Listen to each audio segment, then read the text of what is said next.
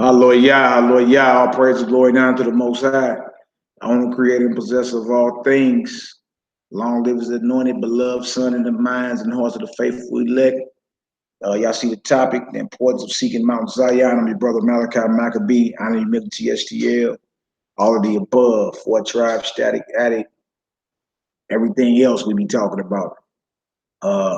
And we decided to go live tonight just to go over a few scriptures about the importance of seeking Mount Zion, which is Jerusalem. Y'all willing, we can be edified, and may the Most High be glorified in all things that we do. Got a few of my brethren in here tonight. You dig? We're going to have a dialogue about Jerusalem, about Zion. And y'all willing, next Thursday, I was just talking to a few brothers. Next Thursday, we have two heavy hitters on from the land of Israel, elders that's been over there for decades.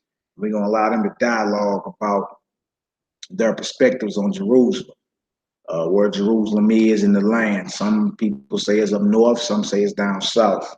What we want to do is bring both these brothers on, brothers that's been over there, that's actually there. Because I'm tired of brothers on Facebook arguing and Instagram arguing, and they ain't never even been to the land themselves. Or even if they've been, you understand, they haven't lived there. You feel me? So we're gonna have two elders on, y'all willing, next Thursday. And them brothers, both these elders have been over in Israel over 3 decades. These are elders that live there, you understand, that's very well familiar with the land. And y'all willing, it can be some edification for the nation. Because as things are getting tighter and tighter for us here, we ain't got no choice but to seek home. You know what I'm saying? Things are getting worse and worse for us out here as a people. So it's time to go ahead and get her done and bring it on out. All right, let me shout some of y'all out. Mina J in the building. Shalom, shalom, Shebrew. What's the deal? Script, shalom, my brother Sam Stanley. Shalom, all praises. Team Petty in the house. My sister Joy.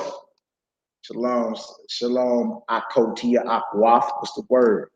Josh Collins, shalom, Aki, Abdan, shalom, D-Town, Clown, shalom, Amana Tez and Boo Chop Chop, TT Earth, shalom, shalom, my sister. That's what I meant to do before I went live. Call you when I got down there. But all praises.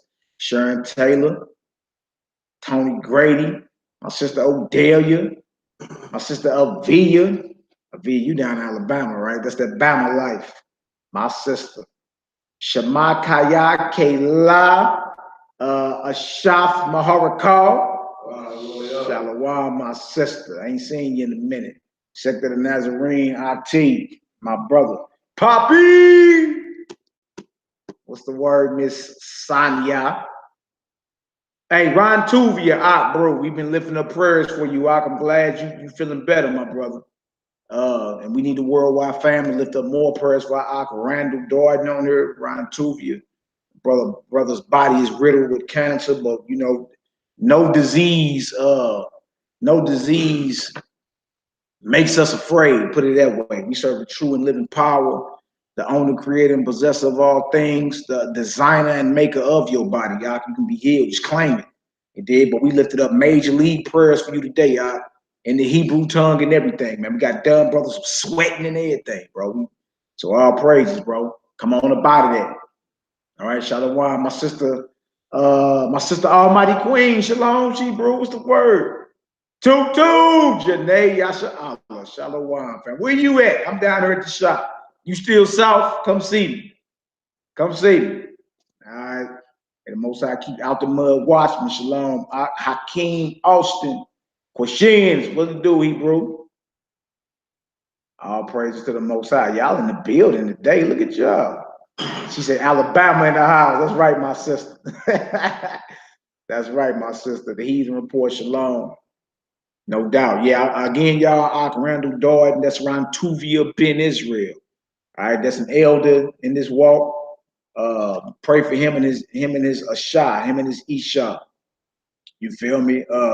So they made the Most High guide them through these troublous times. All right. Sade McKelzadek, Shado, my sister. How my young nephew was doing? Tell him he was, I said, 4 trying. Shalom. All praises, glory, and honor to the Most High. Owner, creator, and possessor of all things. I see y'all up in here. It's about 40 of y'all on the live. All right, so look, man, we're going to go over some scriptures about Zion. That's where the Most High had my spirit at lately. Being that, you know, we've been here since 1619 and even before, right? A lot of people pushing this 2019. I'm not the one to tell you it's all over with this year. You dig? But this could be the year of judgment. You understand? A lot of things are starting to happen, man. You feel me? A lot of judgment is coming on out. A lot of things are being brought to the light. You feel me? It ain't gonna do nothing but get worse.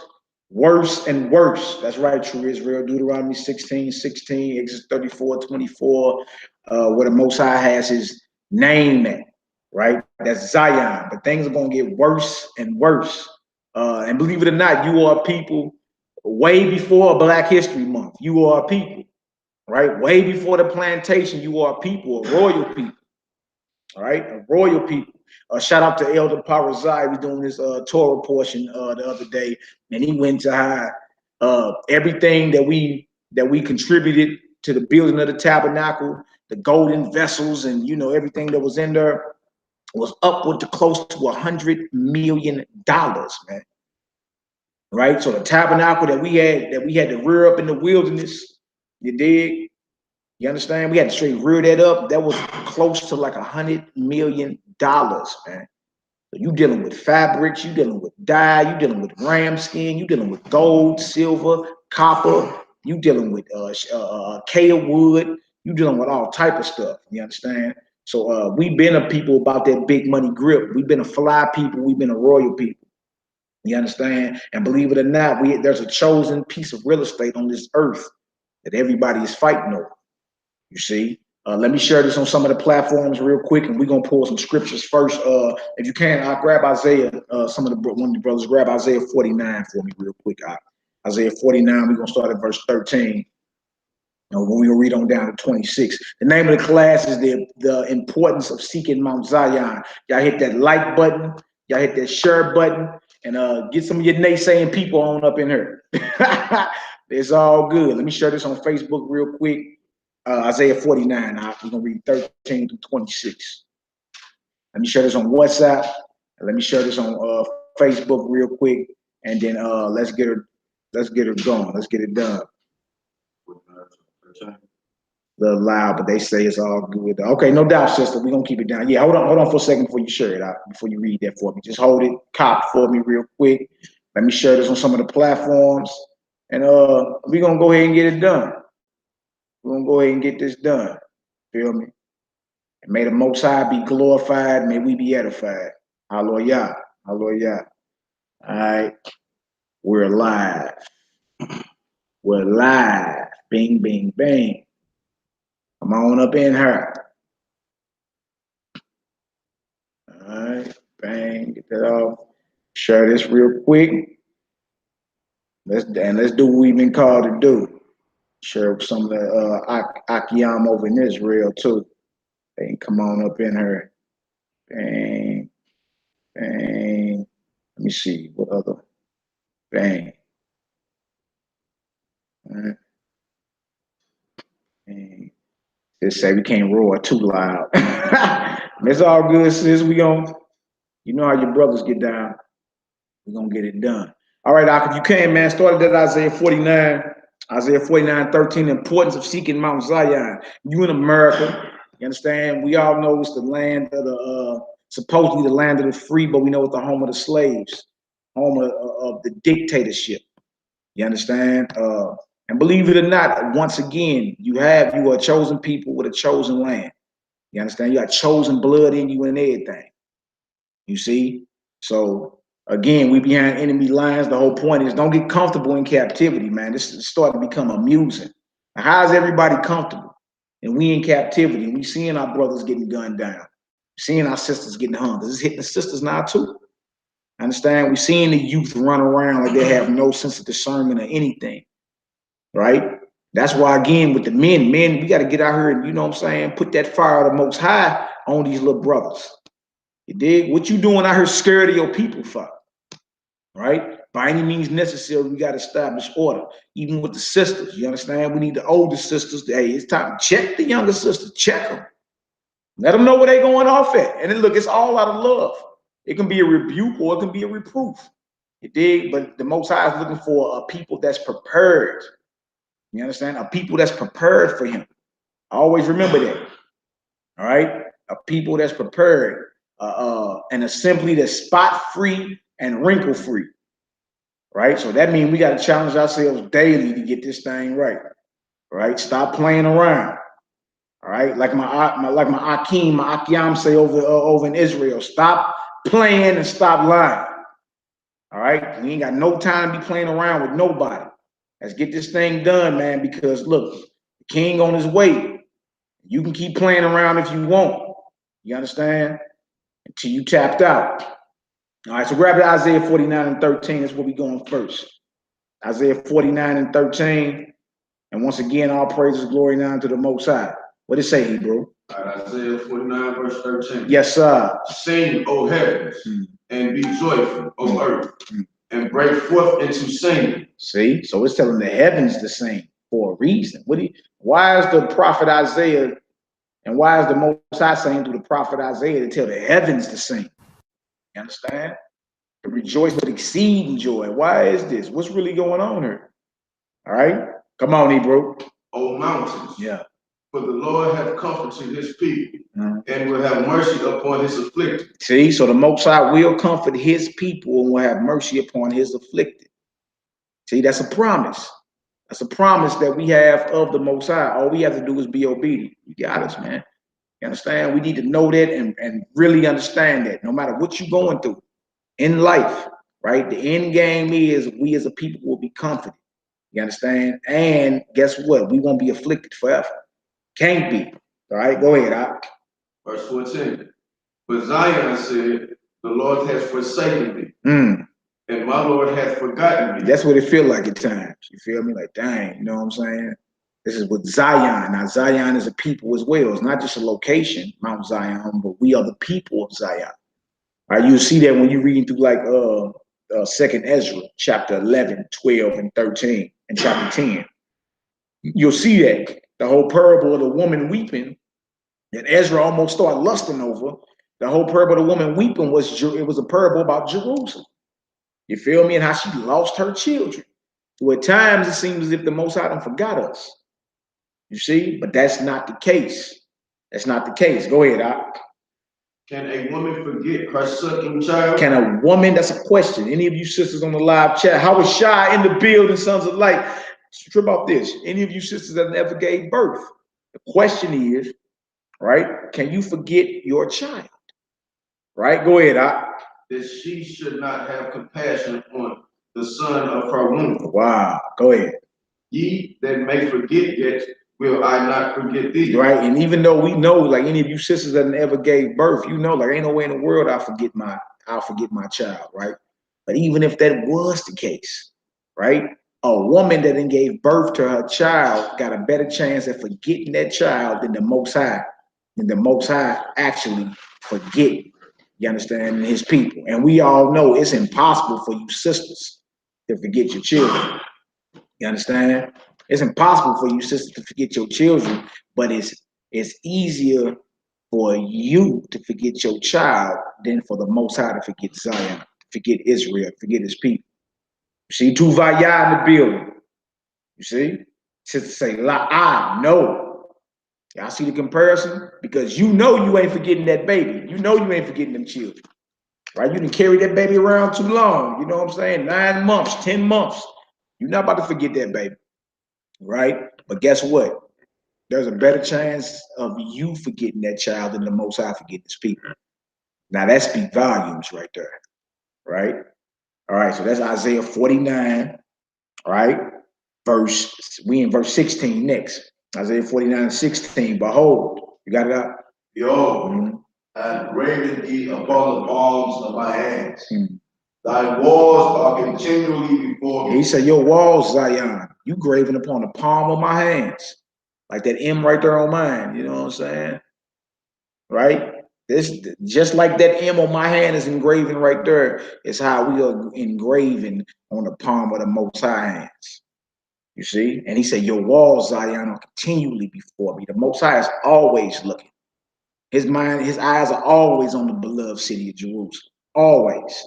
Always. All right, go ahead. Verse 17. Thy children should make haste, thy destroyers, and they that made thee waste shall go forth of thee. Wow, verse 18.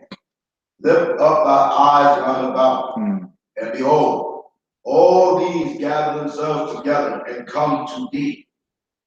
As I live, said Yahweh, thou shalt surely clothe thee with them all, as with an ornament, and bind them on thee as a bride doeth. Come on, Hebrew, verse 19. For thy waste and thy desolate palaces, and the land desolate places, right?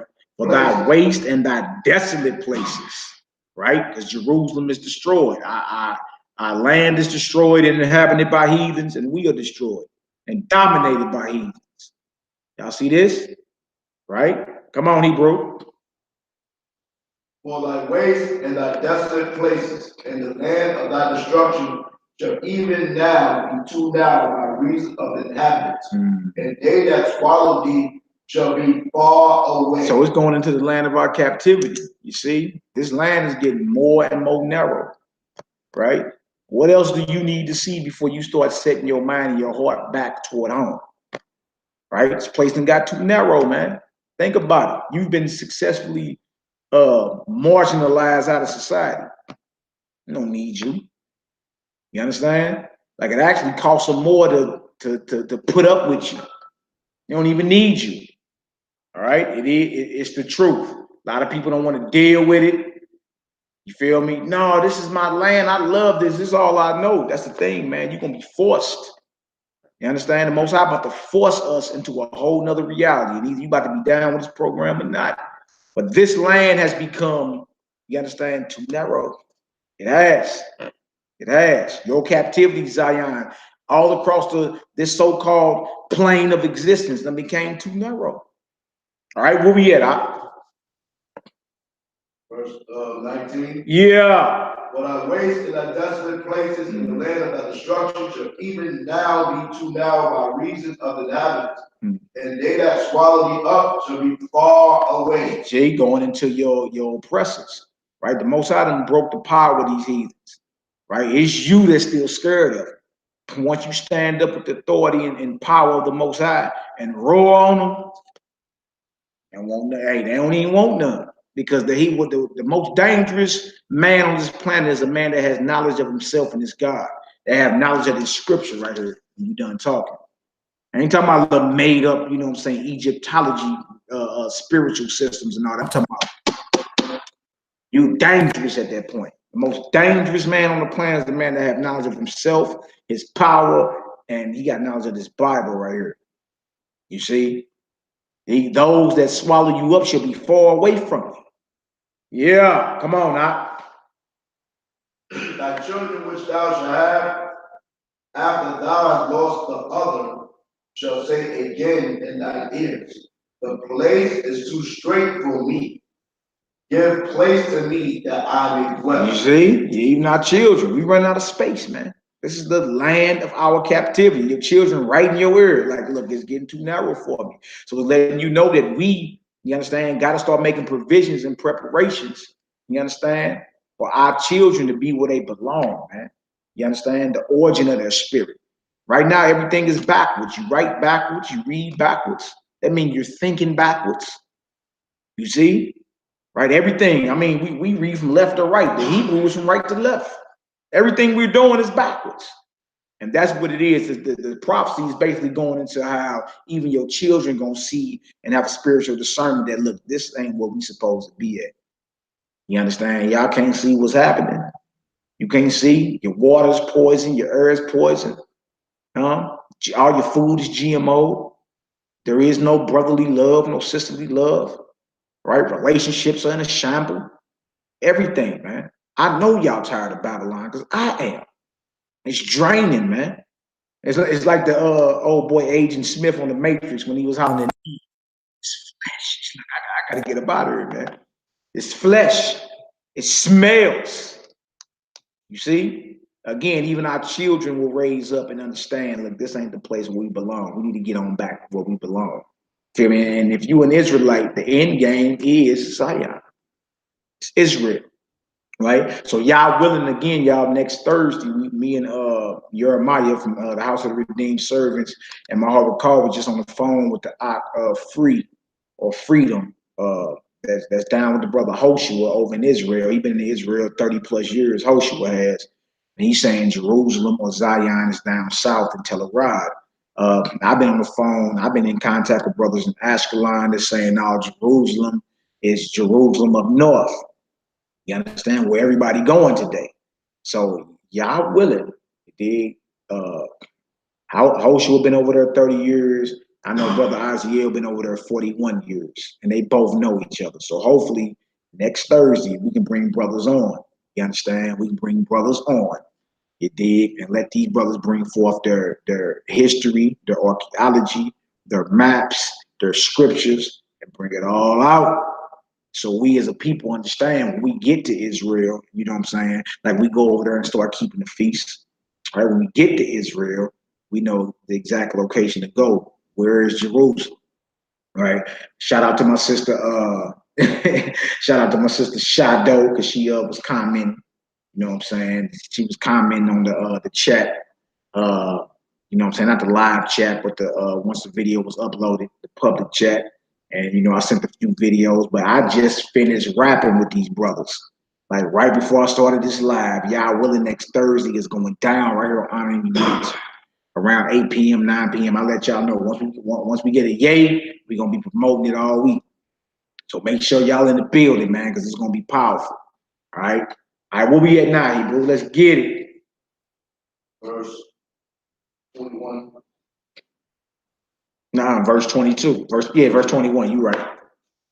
Then shalt thou say in thy heart, who have begotten me these, seeing I have lost my children, I'm desolate, a captive, and removing to and fro. Yeah, we are. We are captive. We're moving to and fro. You understand? Desolate. And that's the question, too. You understand? That's the question. What is America? What has Babylon benefited us? What have you gotten from Babylon? What have we been benefited by? How? Right? I asked somebody that the other day, they couldn't even tell me. But you in love with this place, but what is it like what benefit have we gotten from being here? None. Unless you believe that madness that you were swinging through trees like Tarzan with a loincloth, huh? And didn't know your rear end from your mouth. Unless you believe that madness that white supremacy was spread. You know good and well, man, we are royal people, highly educated. You understand? All right, come on, Hebrew, let's get it. Thus say Yahweh, behold, I will lift up my hand to the Gentiles and set up my standard to the people. Yeah. And they shall bring thy sons in their arms, and thy daughters shall be carried upon their shoulders. And when we get into other scriptures, you're going to see that, you know what I'm saying, once the destruction hit Babylon, those that escaped that are going to be going to these other nations and letting them know the same thing coming here. You better let Israel go. Basically playing the same role Moses played, but multiplied. It did.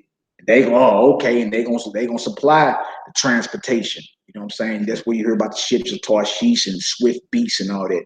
It did. When he said he gonna lift up his hand to the Gentile, Most High gonna start bringing judgment.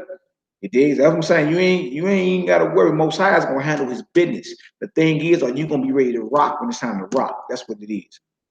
All right, because the heathens, guess what the heathens gonna have to do? They're gonna have to break us off. All their gold and silver is ours anyway. Everything they got on, you know what I'm saying? When they setting the price of gold, like the Rothschild banking family and all that, that's your gold. It's yours. You understand? It once was Solomon's. You see, gold is energy. It's never destroyed. It's just merely transferred. Like when power is transferred, the wealth is transferred. Right? They got to break us back off because we are the sons and daughters of the living God. And that's for any Gentile that want to worship right now. Yeah, y'all better bless Jacob on this side. If you wanted to go well with you in our kingdom, you better bless Jacob now.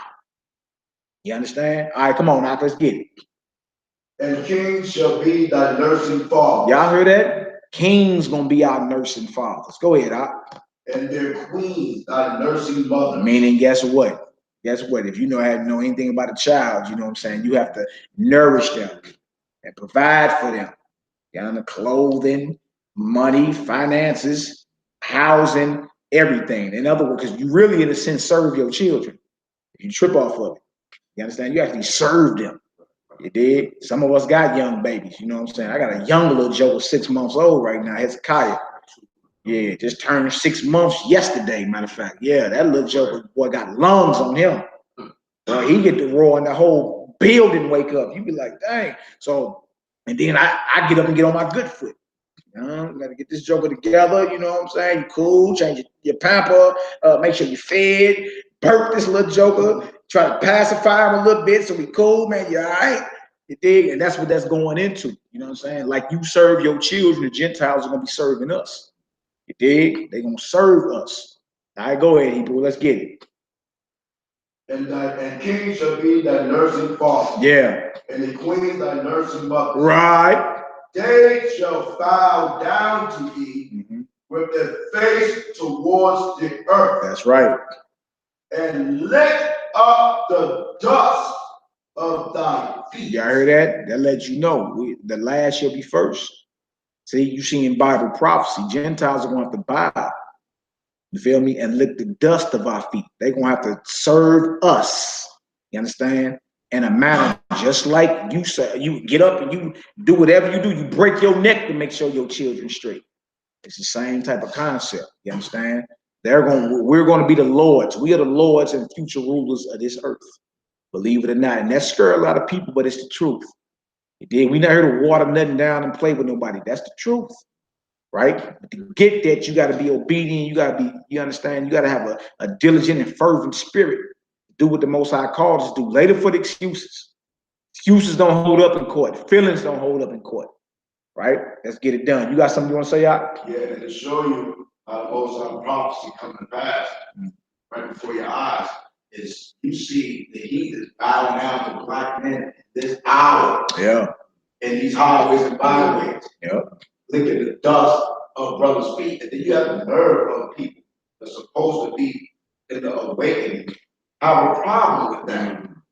Yeah. You see what I'm saying? When in the 1950s and 60s, you couldn't even look a white man in his face. That's right.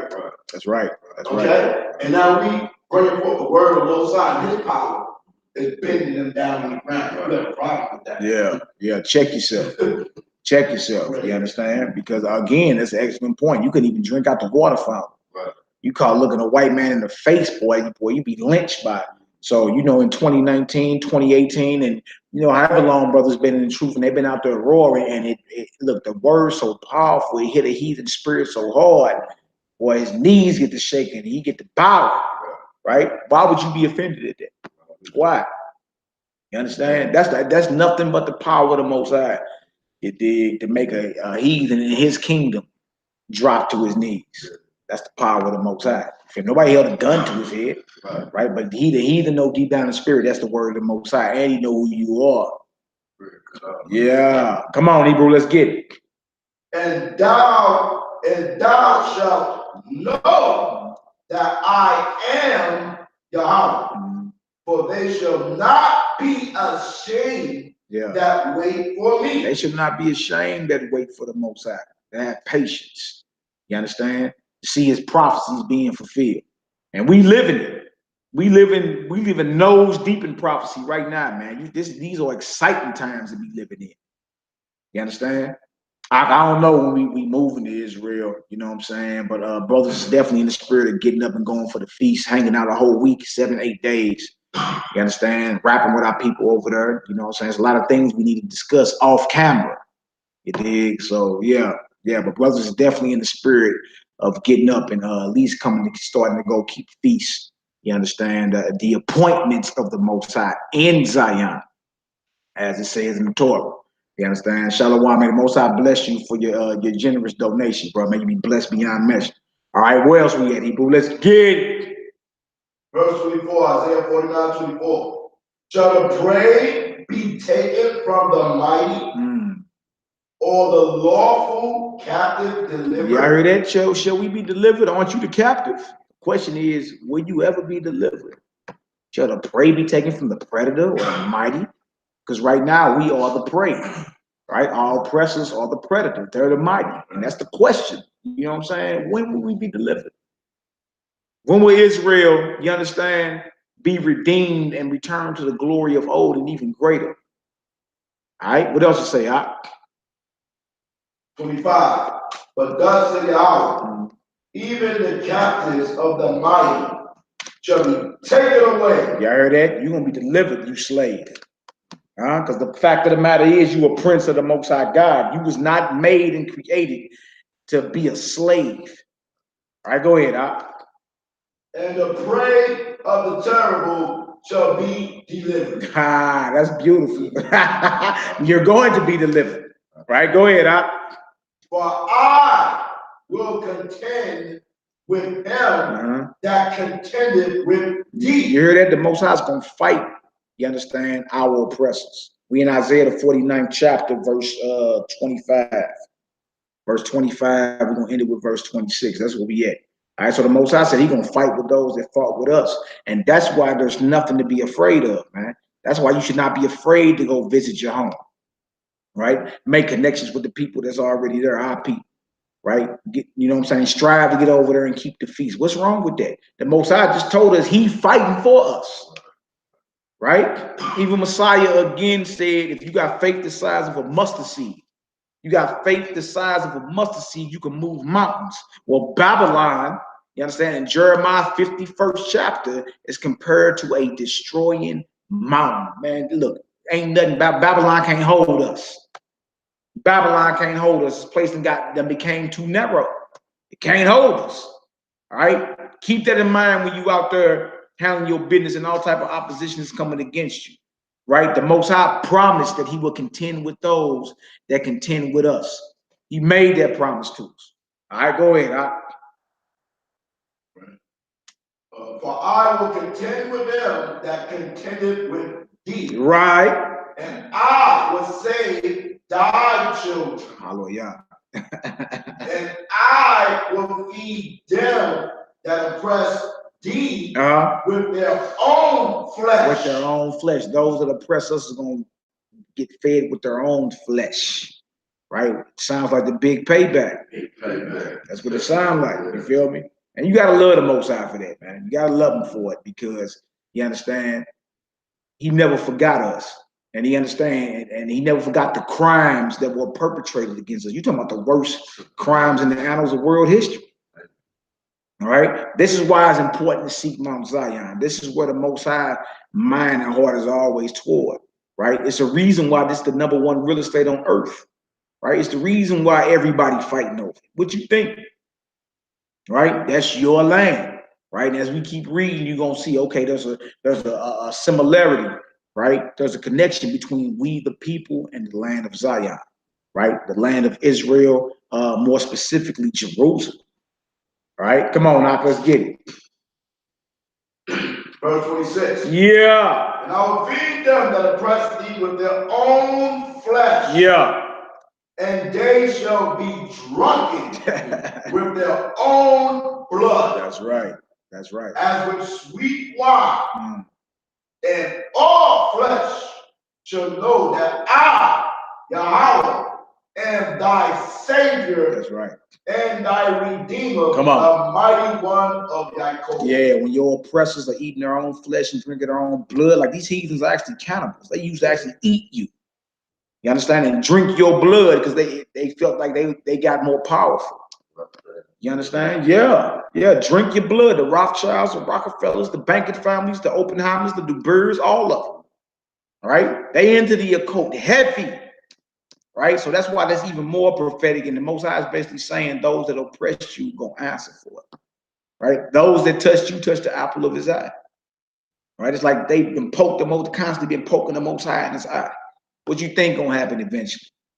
You see? So hallelujah. Next verse, next scripture. Give me Ezekiel the 20th chapter. Ezekiel 20. Ezekiel 20. All right, 40 through 44. Ezekiel 20, 40 through 44. Ezekiel chapter 20, verse 40. For in my holy mountain. See, in my what? In my holy mountain. Y'all, that's not Mount Rushmore. That's not Mount Kilimanjaro. That's Mount Zion, right? That's another name for Jerusalem. In my holy mountain, right? Go ahead, For my holy mountain. Right. In the mountain of the heights of Israel. Thus said the Most High Power, there shall all the house of Israel, all of them in the land, serve me. You see, he talking about that. So he ain't talking about here. He ain't talking about in Ghana. He ain't talking about in South Africa. He ain't talking about Nigeria. See, there's a location he's talking about, right? He talking about salvation in a particular location. Like we done heard there ain't no salvation location. I beg to differ. I beg to differ. Salvation is Yahweh. You understand? He shall save his people from their sins, right? And the location, everywhere you read about him returning, is Zion. It ain't nowhere else. He coming there first. That's where he going. You see? So that right there, let it be known. You understand? The location, where we gonna be at. That's the end game. Is in Zion. It's in the holy mountain of the Most High. Even 144,000, right? What mountain was they on? Zion. I saw 144,000. You understand? On Mount Zion, right? And it's the reason why the scriptures keep running Jerusalem, Zion, Jerusalem, Zion, my holy mountain, right? It ain't saying it for nothing. It ain't saying it so you can say, you know, I know whatever. He really didn't mean that. It's a reason why. You understand? So all praises, glory, and honor. All right? All praises, glory, and honor to the Most High. But yeah, read it on down to 44, Hebrew. And then if you want to, you know, grab it back. You know what I'm saying? Ezekiel 20 and 41. No, Ezekiel 20 and 40. But my holy mountain, the mountain of the land of Israel, thus said Yahweh, there shall all house of Israel, all of them in the land, serve me. There will I set them, and there will I require your offerings, and the first fruits of your oblations. You see, there, we keep talking about a specific location. Nobody's making this up, man. And just because you're comfortable in your captivity don't mean that scripture don't mean what it is. Like some of our people get comfortable and be like, well, I'm forced to work on the Sabbath. That don't mean that's not the Sabbath because you forced to work. And we don't have the authority to tell you to break the Shabbat. Work out your own salvation, man. With fear and trembling. We don't have the authority to tell you something different than what the scripture is saying. All right. And y'all willing, true Israel says Zion is in Telerad. No doubt. I hear you, but we're gonna have the elders on that's actually been there for over 3 decades. Brother that says it's Telerad, and I'm gonna have another brother that says it's not Telerad, that is Jerusalem in the north. Right? We're gonna let the nation decide, man. We'll let the brothers bring out the geography, the archaeology, right? I ain't just trying to look at a video. I looked at videos on both sides, both are convincing. Right? I done heard scriptures from both sides, both are convincing. We gonna see, right? But what we at least can do on this platform is allow the brothers to come on and express themselves however long they need to. It's gonna be called. And look, both the brothers know each other because they both been in the land over 30 years. Right, brother? How sure the Israelite archaeology been over there since the 80s, right? And I know for sure Elder Aziel been over there since 1978. 41 years as of this year, right? You got children in the land, been over there 20 years, you know. So it is what it is, man. We going to visit y'all willing. I'm in Zion for Tabernacle this year by the end of the year. I'm in Zion by Tabernacle, man. I'm working on the passports and all that right now. But y'all willing, I'm in there by Tabernacle. You understand? I got to go for myself. Yeah, I done heard all of it, man. I done heard Zion is in I heard Zion is in Peru. All the maps are flipped upside down. Heard all type of stuff that this really is the east and that's the west. You'd be surprised the doctrines that Israel comes up with, man. You understand? So we gonna see. And what we need to do, Israel, is to pray for discernment, spiritual discernment. All right. All right. Let's get her done. Yeah, you'll be able to tell if you're in the spirit, you should be able to tell. All right. All right, where we at? Was you down to 44? Read down to 44, and we're gonna get something else. All right. I will accept you with your sweet Savior when I bring you out from the people and gather you out of the country wherein you have been scattered. Yeah. And I will be sanctified in you before the heathen. Well, I like the way that sounds, boy. Before the heathen. Right? Go ahead.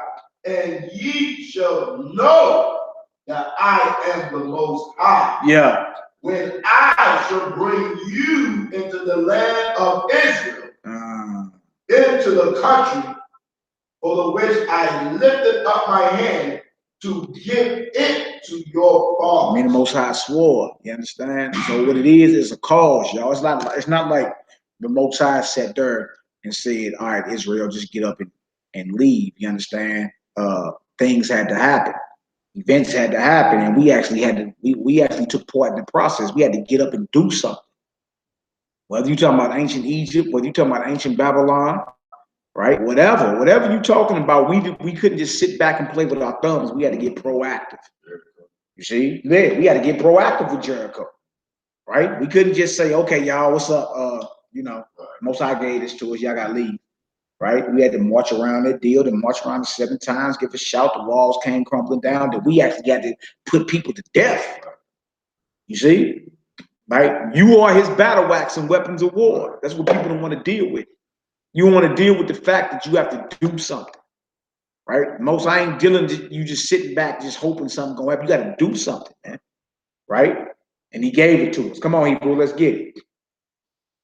And ye should know that I am Yahweh, thy power, when I shall bring you into the land of Israel, into the country for that which I lifted up my hand to give it to your father. Yeah. And there shall ye remember your ways and all your doings. Y'all see that? We gonna remember when we get back home. We gonna be mourning, crying. Like how do we mess this up?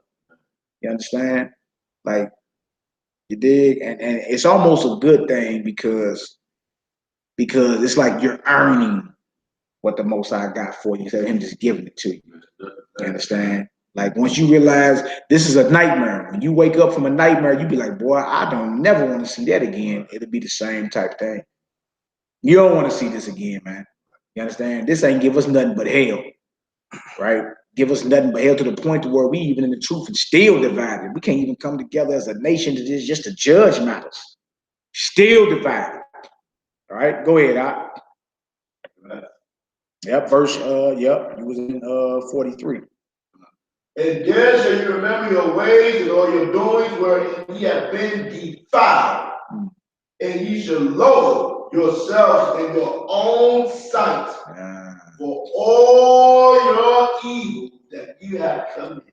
Wow, go ahead. And ye shall know that I am Yahweh, thy power, when I work with you for my name's sake. Hallelujah. Not according to your wicked ways, nor according to your corrupt things, O ye house of Israel. Woo! Said the Most High power. See that? And look, it ain't even because of us. He like for his holy name's sake, because he made a promise, man. Thank the Most High that he's a power of his word. You see? But guess what we got to do? There's a part we got to play. We can't just say, okay, he gonna redeem us. Let us keep being wicked. Let us keep being heathens, right? We know that he's going to redeem us, right? We have to present ourselves and hold ourselves accountable. All right, bruh say Mahar reading his ass off, LOL. He said, "Well, you reading that scripture, Akbanai out of StL City, Pennsylvania." Yeah, hallelujah. All right, next scripture, man. We're going to the Apocrypha. We're going to the Apocrypha, 2nd Ezra 9. 2nd Ezra 9. Brothers ain't got it. I got my 16:11 right here. I'll read it real quick. 2nd Ezra 9. We're going to do verse 5 through 8. Tuvaya post that for us. Yeah, that's that alcoholic call, man.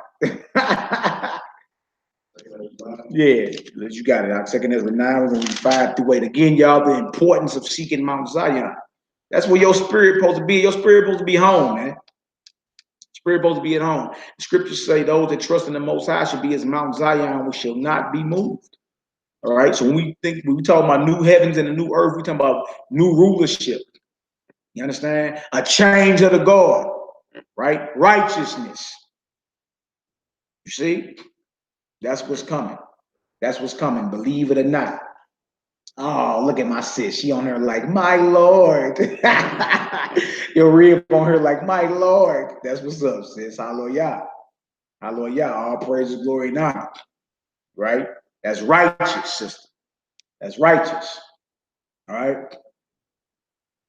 All right, so let's get it. Second Ezra, chapter 9. We're gonna read verse 5 through 8. Hallelujah. Hallelujah. Let's get it. Second Ezra 9 and 5. Yeah. For like as all that is made in the world have a beginning and an end, and the end is manifest. That's right. Even so, the times also of the highest have plain beginnings in wonder and powerful works, and endings in effects and signs. Yeah, and signs. You dig? Everything has a beginning and an end. Everything that has a beginning has an end, including this captivity, man.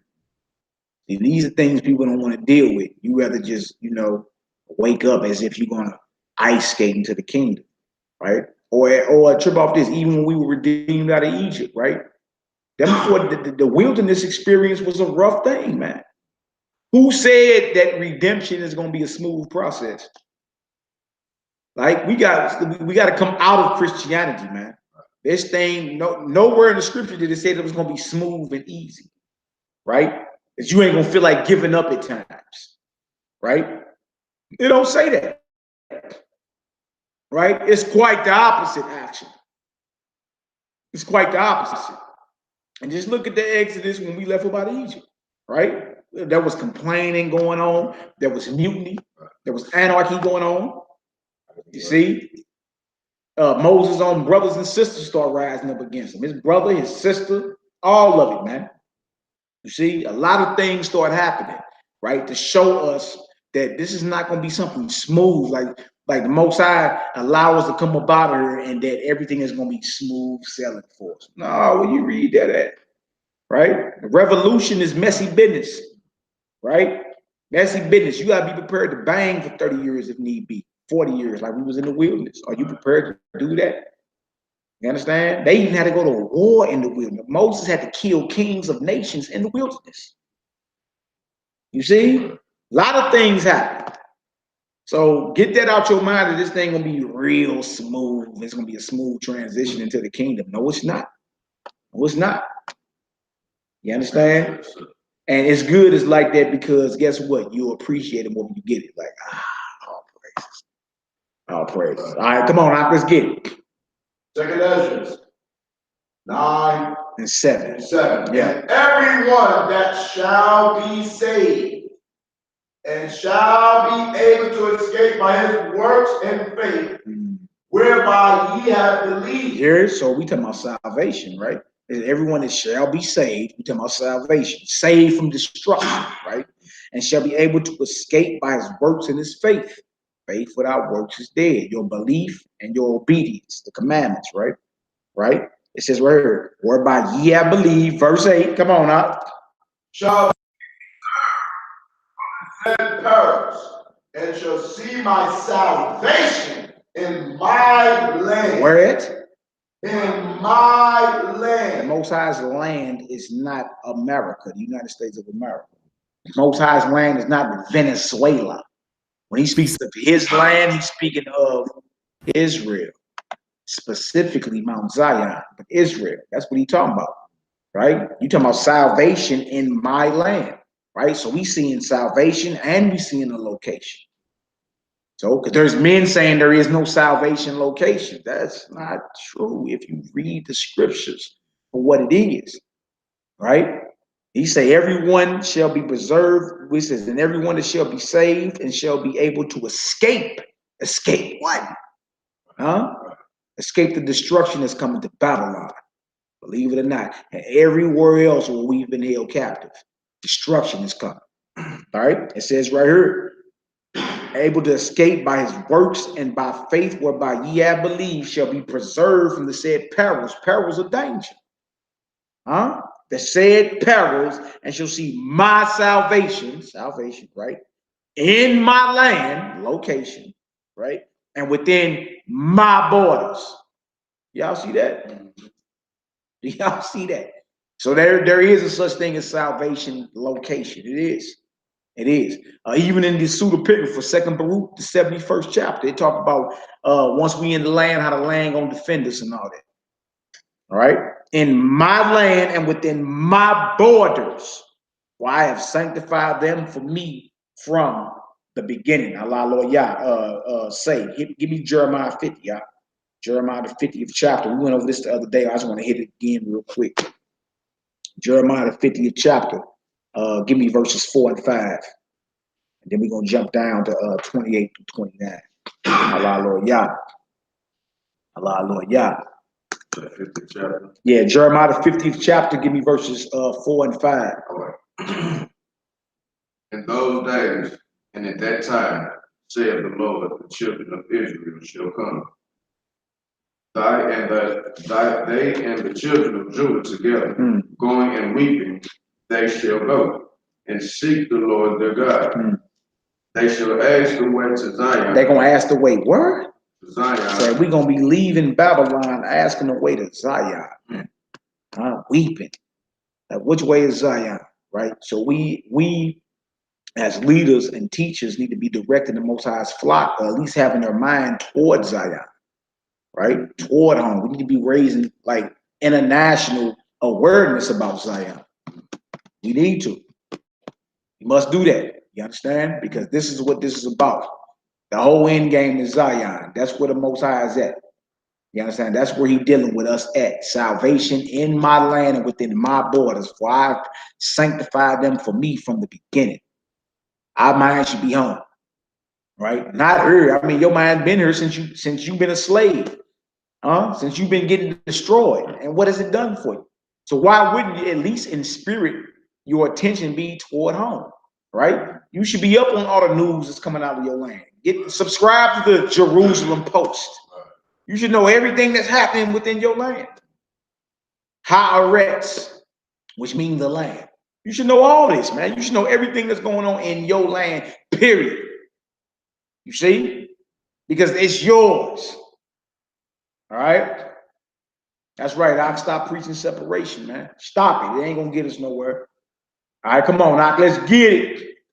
They shall ask the way to Zion with their faces thitherward, saying, come and let us join ourselves to the Lord in a perpetual covenant that shall not be forgotten. You see that? Let us join ourselves to Yahweh in a perpetual covenant. You see? And this is Zion or Israel seeking their home. Faces towards Zion, man. All right? Since when we done got so comfortable in captivity, I said it the other day, we become the battered woman. You know what I'm saying? You know, a woman being in an abusive relationship, she getting the wig whooped off her head every day, bruised up and everything, and she is still devoted and got the diehard devotion to this heathen or this Negro that's kicking her rear end. That's how we are with our oppressors, right? And sometimes you look at the system and be like, why won't you just get up out of that? What is you doing? Right? But psychologically, you understand, it's called Stockholm Syndrome. It's also called cognitive dissonance, right? Cognitive dissonance. It's like denial, right? And also Stockholm Syndrome, when you start sympathizing for your oppressor, you the victim and you're sympathizing with him. We become the battered woman. You understand? Not knowing all you got to do is ask the way towards Zion, right? All right, you the cash cow. That's what it is. You're the cash cow, right? There ain't no United States of America without you. You the ones that built it up. You the ones that's the #1 consumers. Think about it, man. You spend over $1.3 trillion a year and don't produce nothing as small as a toothpick. We don't produce nothing as a people, right? Despite our different doctrines and all that, we ain't even came together to make our own underwear. You dig? Why I gotta have a son and gotta take him to a heathen to get circumcised? We ain't even did that. Right. You see, we not operating as a nation, man, and we can start these things now because even when we were in captivity, all the previous captivities, we still lived as a nation, right? Still had our own judges and all that. And things were getting handled amongst ourselves. Wow, jump down to verse 28, verse 28 and 29. 28 and 29. All praises, glory, and honor to the Most High, the owner, creator, and possessor of all things. Again, y'all, the importance of seeking Mount Zion, right? What else you doing? Nothing. Right? Even those say we ain't gotta seek Mount Zion, you know, it's all good. I'm gonna get beamed up in some cherry. I understand, but what's your plan? What's your plan? Right? You ready to go to war with this beast right now? Stop it. You ain't ready, man. You ain't ready to go to war with this devil right now, are you? You're not. And even if you're not ready right now, ain't nobody, none of the Negroes, none of the so-called conscious Israelites are making any type of contingency plans, no type of logistics, no type of nothing. You ain't digging no underground bunkers, no underground tunnels. You ain't stockpiling weapons. You ain't doing nothing, right? To at least survive doing some type of war with this heathen, right? What you doing? You're on Facebook arguing and social media with each other over doctrine. You understand? That's what you arguing over. When we just read that the Most High just said that what? We gonna come up out of here and we gonna be asking our way to Zion with our faces that way. Do y'all see that? All right, verse 28 and 29. Jeremiah 50, verse 28. Yeah. The voice of them that flee and escape out of the land of Babylon. That flee and escape. Right, we just read that in 2nd Ezra 7 about those that escape by his works and his faith shall see my salvation within my land and within my borders. Escape. What are you escaping? Destruction. Destruction. Negro do not want to hear that, man. You don't. You understand? We done got too lazy. All right. The voice of them that flee and escape out of Babylon. Go ahead, to declare in Zion the vengeance of the Lord our God. You see, to declare where? In Zion? Zion is Jerusalem, y'all. Right? There's a location again. Right? You escaping destruction, meaning salvation, and you're going to a specific location to declare there the vengeance that the Most High just brought to Babylon. Right? And then other scriptures talk about how we also got to go to these other nations and let them know how the Most High just destroyed Babylon. You better provide a way for all his chosen to get back to the crib. You know what I'm saying? As an offering. So that's when they're supposed to cleave to it? Yeah. There's gonna be a lot of cleaving going on. You understand? But them bringing us, providing transportation like swift beasts, them as airplanes, whatever. You understand? But they gotta provide a way for us to get back to the holy mountain of the Most High. You know what I'm saying? As an offering. Right? They gotta bow down. You dig? They gotta serve us. Right? All that. You did. What you're seeing is a shift, a power shift. The table shifted. The table's turning. That's beautiful, man. That's beautiful. All right. Come on, Hebrew. Let's get it. All right. Start over. Yeah.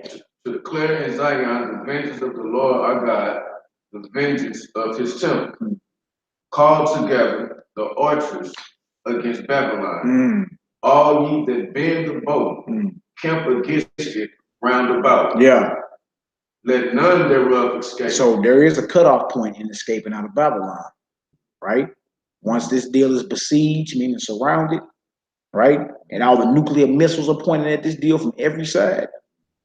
That's the cutoff point. There is a cutoff point.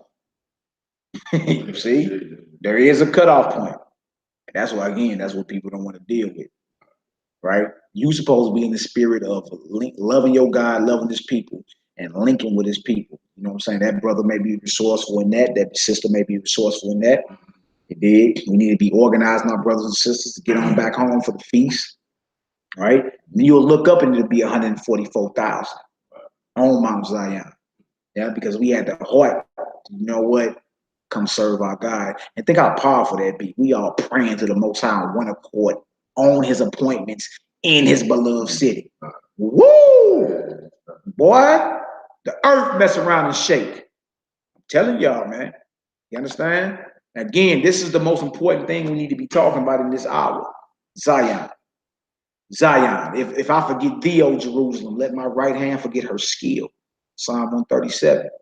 Let the tongue of my mouth, let my tongue cleave to the roof of my mouth, if I prefer not Jerusalem above my chief joy. How many, like, is Jerusalem your chief joy? Right? Now you done forgot about home, man. You don't care. You know nothing about no news coming out of there or nothing. You did? All right, come on. That's in Revelation, the 7th chapter, Sister Teresa, 144,000. All right, come on, Hebrew. Recompense her according to her work. Yeah. According to done.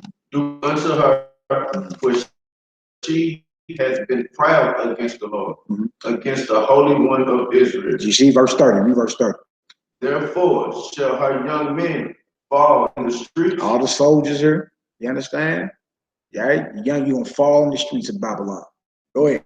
And all her men of war shall be cut off that day, saith the Lord. Saith the Most High Yahweh. Starting to make sense, right? Babylon has a cutoff date, right? Once this deal is surrounded, right? And the intercontinental ballistic missiles, the ICBMs, and even the nuclear warheads are launched out their shilohs, or those silos, should I say it. It's a wrap, man. It's a wrap. This is why your mind need to be toward home. This is why, all right? The voice of them that flee and escape out of Babylon. You see? And the first, it's a process, y'all. The first step is get your mind and your spirit and your heart toward home. You Israelites, you belong home, right? And then you start seeing the Most High open doors for us. You dig? We all need to start praying on one accord, man. At least 3 times a day, right? I know between 6 and 7 a.m. Central Standard Time is the 9th hour in Jerusalem, between 2 and 3 p.m. You'll see the 9th hour prayer was going on in Acts the 3rd chapter, right? Acts the 10th chapter. That's the very hour in which the Messiah died on the execution stake, right? And we were praying during that hour after that, right? It was the time when the heavens were open, a portal was open in the heavens, and the spirit of the Messiah was received into the heavens at the 9th hour. That's between 2 p.m. and 3 p.m. But so the 9th hour in Jerusalem is between 6 a.m. and 7 a.m. Central Standard Time here in America. Y'all need to be praying around that time. If you're on the East Coast, it's between 7 and 8. All right. If you're on the West Coast, what's that? Between what is that? 4 and 5? 4 and 5 a.m.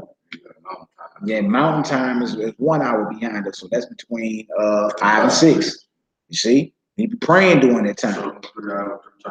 3 times a day. When you get, if you Central Standard Time, between 6 and 7 a.m. Y'all adjust y'all times. You know what I'm saying, around that time. You got the 9th hour between 2 and 3 p.m. Yep, and then also between 5 and 6. 5 and 6 p.m. as we transition into another day. We all need to be praying around that time, man, that the Most High redeem Zion. You dig? That the Most High free us up financially so we can travel throughout this earth and preach the truth. You dig? And start making our way towards Zion. We need to do that, man, because the questions come up. What are we gonna do? How are we gonna do it? What's up with the money? Well, how about we serve a powerful God? He say, if you got faith the size of a mustard seed, you can move mountains. Babylon is a destroying mountain. All right, Babylon can't hold us. But we need to pray on one accord, y'all. Let's start doing that, right? Every morning, right? Between 6 and 7 Central Standard Time. Go ahead and get it done. All right. Again, if you're on the East Coast, 7 and 8. Okay. If you're on the West Coast, 4 and 5. Right. If you're on Mountain Time, 5 and 6.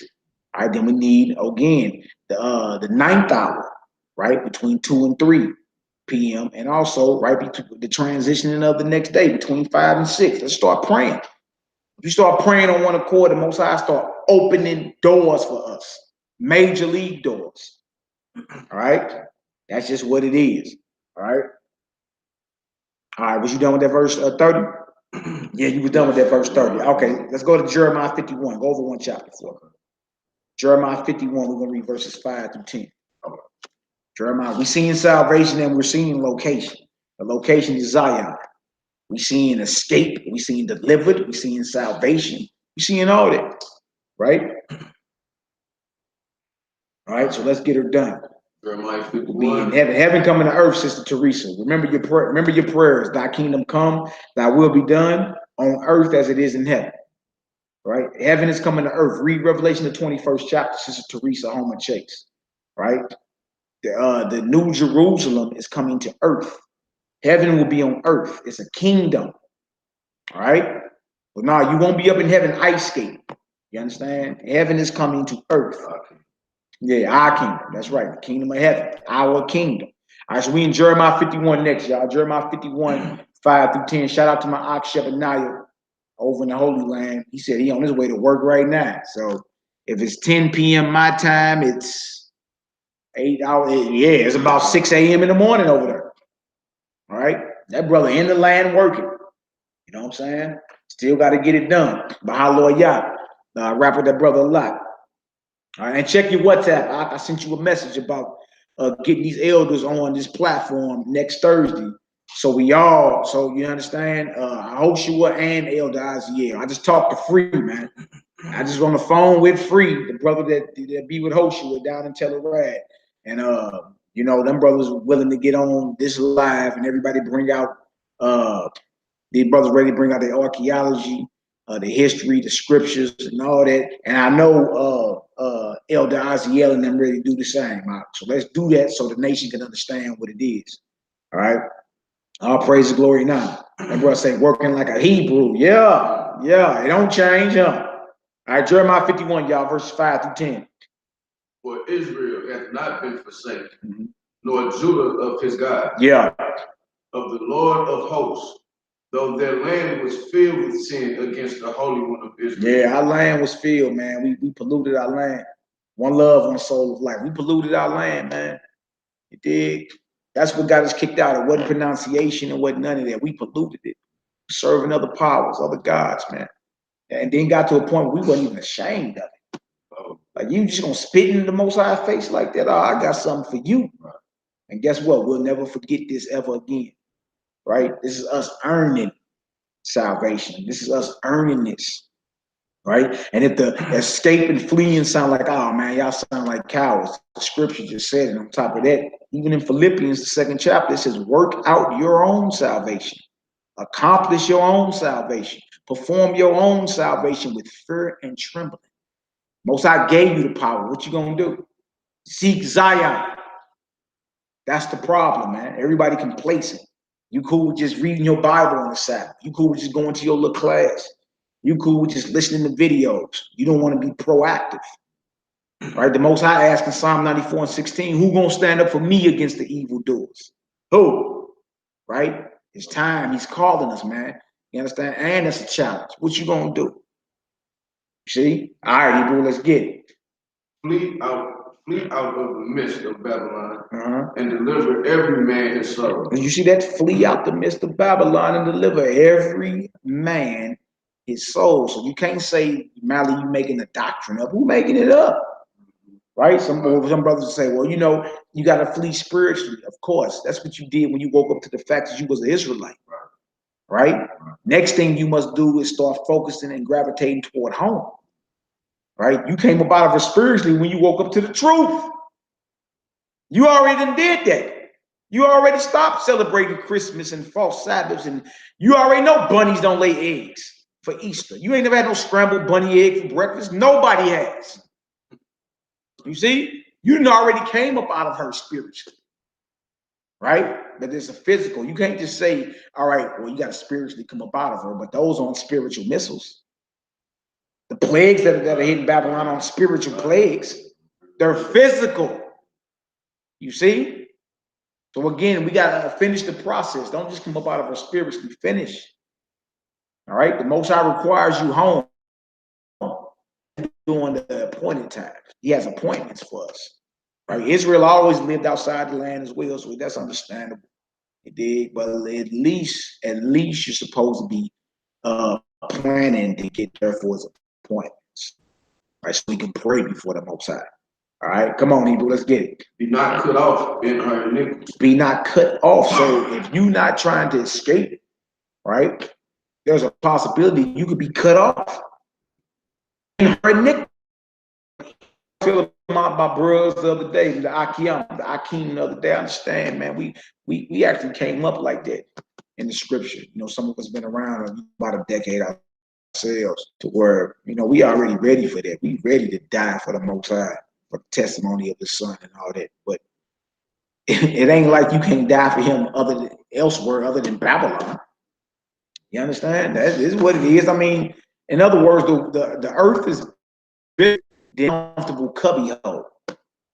The earth is bigger than that, man. You understand? Your people aren't just in America. We all over, scattered to the four directions, the four winds. Yeah, you ain't never had a scrambled bunny egg for breakfast, huh? All right, so notice what it said right there. Flee out the midst of Babylon and deliver every man his soul.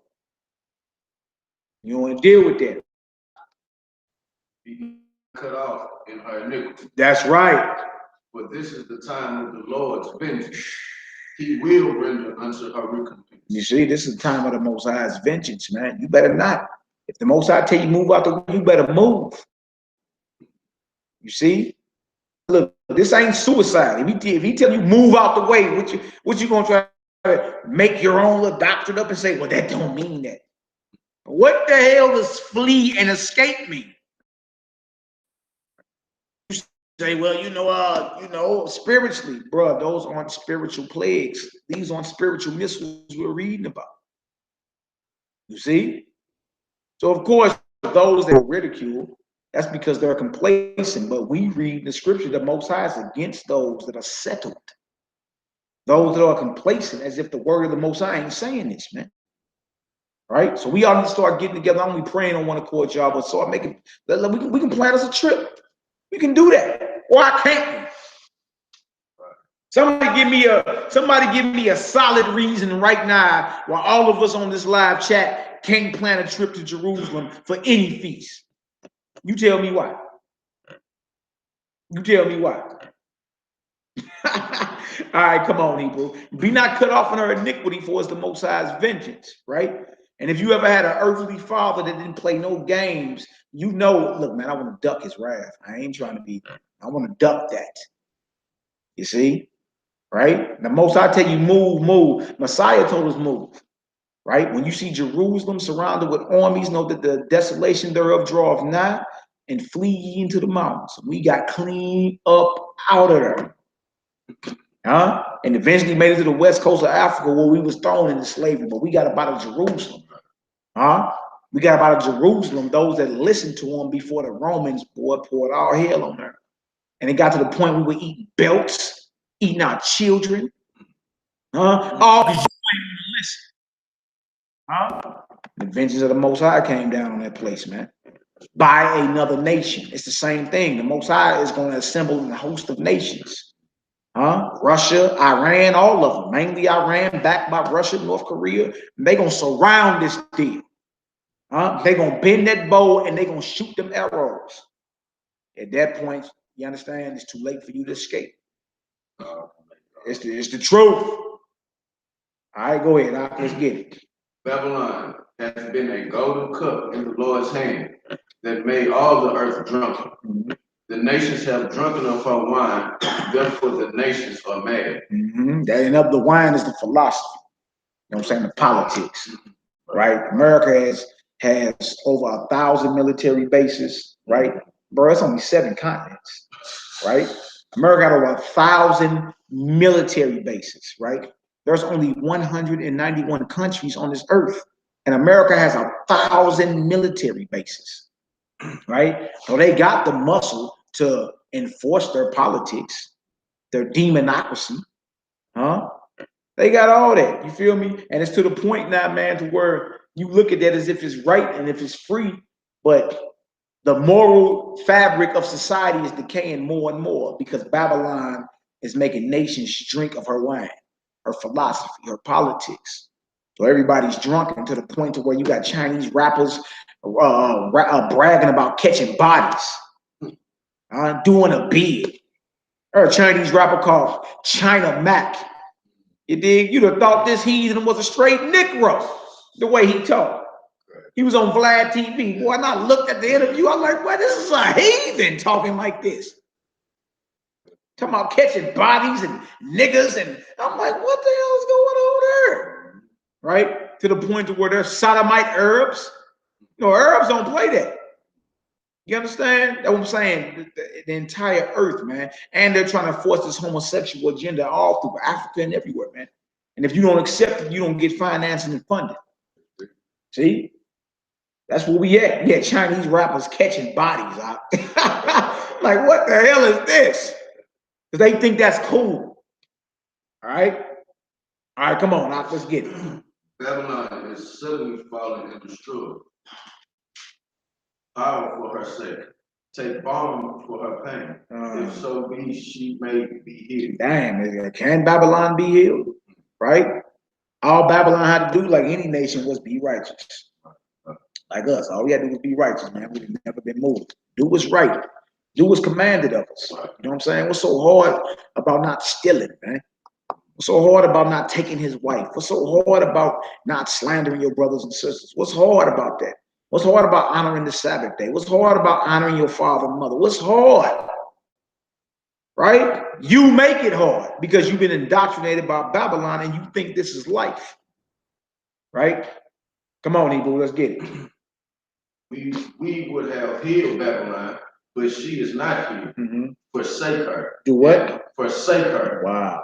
And let us go everyone into his own country. Wow. For her judgment reacheth unto heaven and is lifted up even to the sky. See, he says, forsake her, let us all go into our own country. Where your country at? Where's Niggerville? Where's the land of black? You can't even show up in Africa. Thomas said, my brother, we all the same.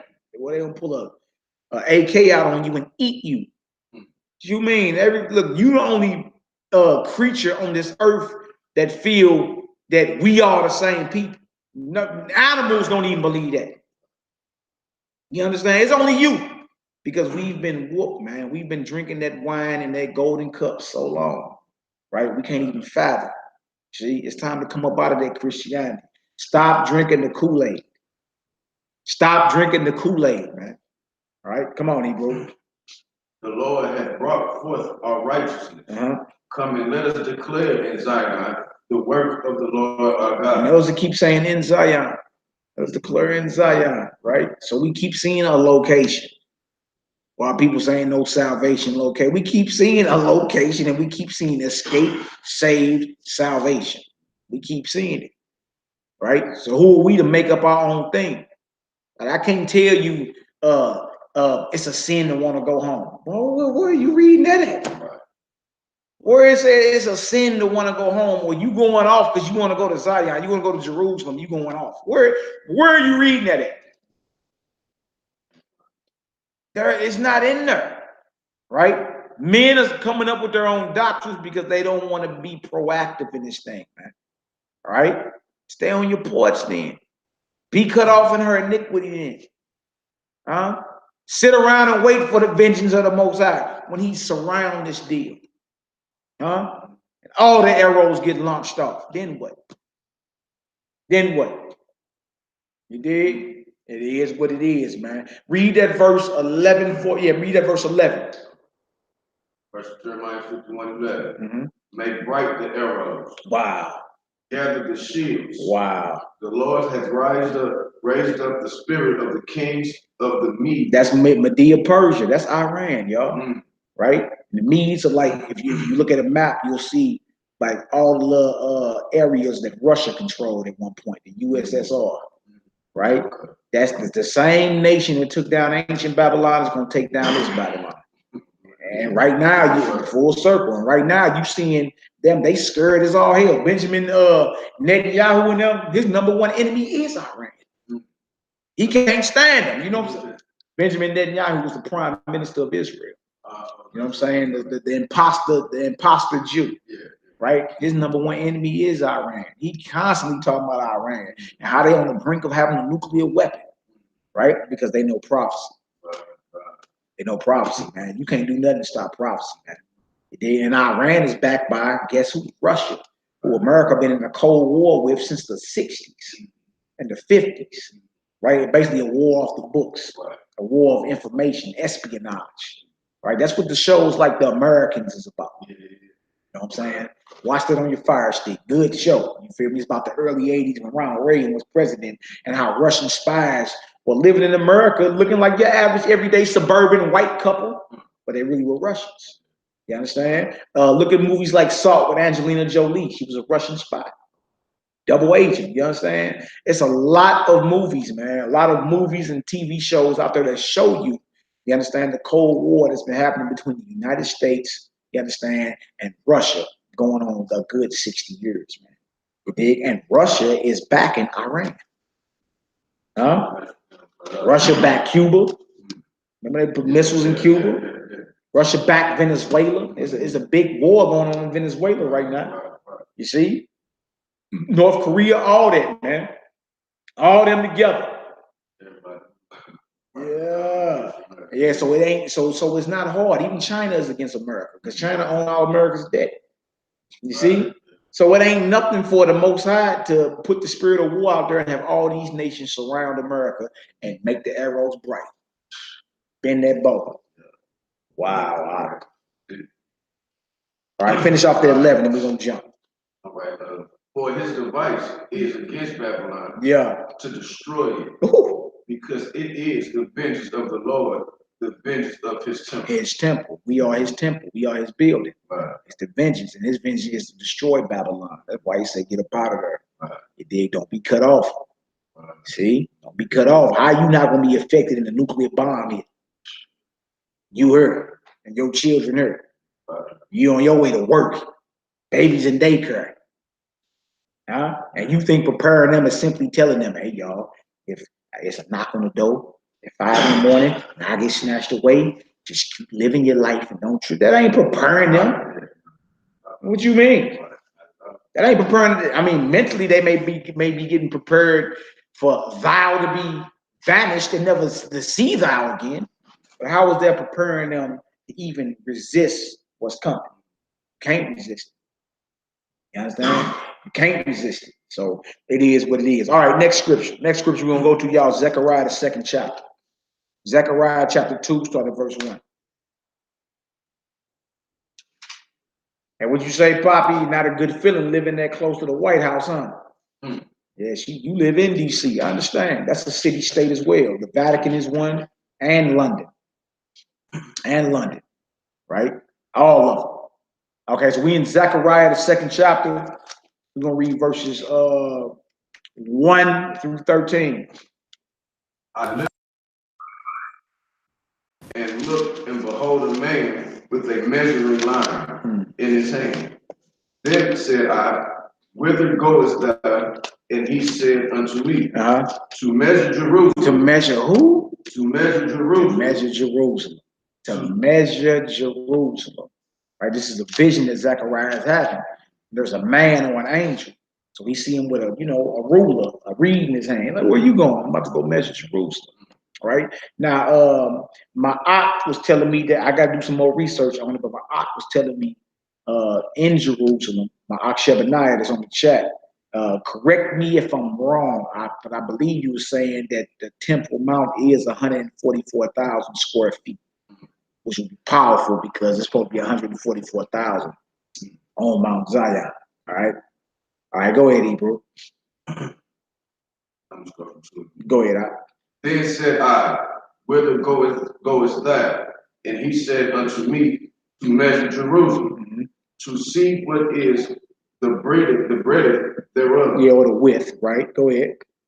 And what is the length thereof. Come on. And behold, the angel that talked with me went forth, and another angel went out to meet him, and said unto him, run, speak to this young man, saying, Jerusalem shall be inhabited as towns without walls for the multitude of men and cattle therein. You see that? Jerusalem shall be inhabited as a town without walls, right?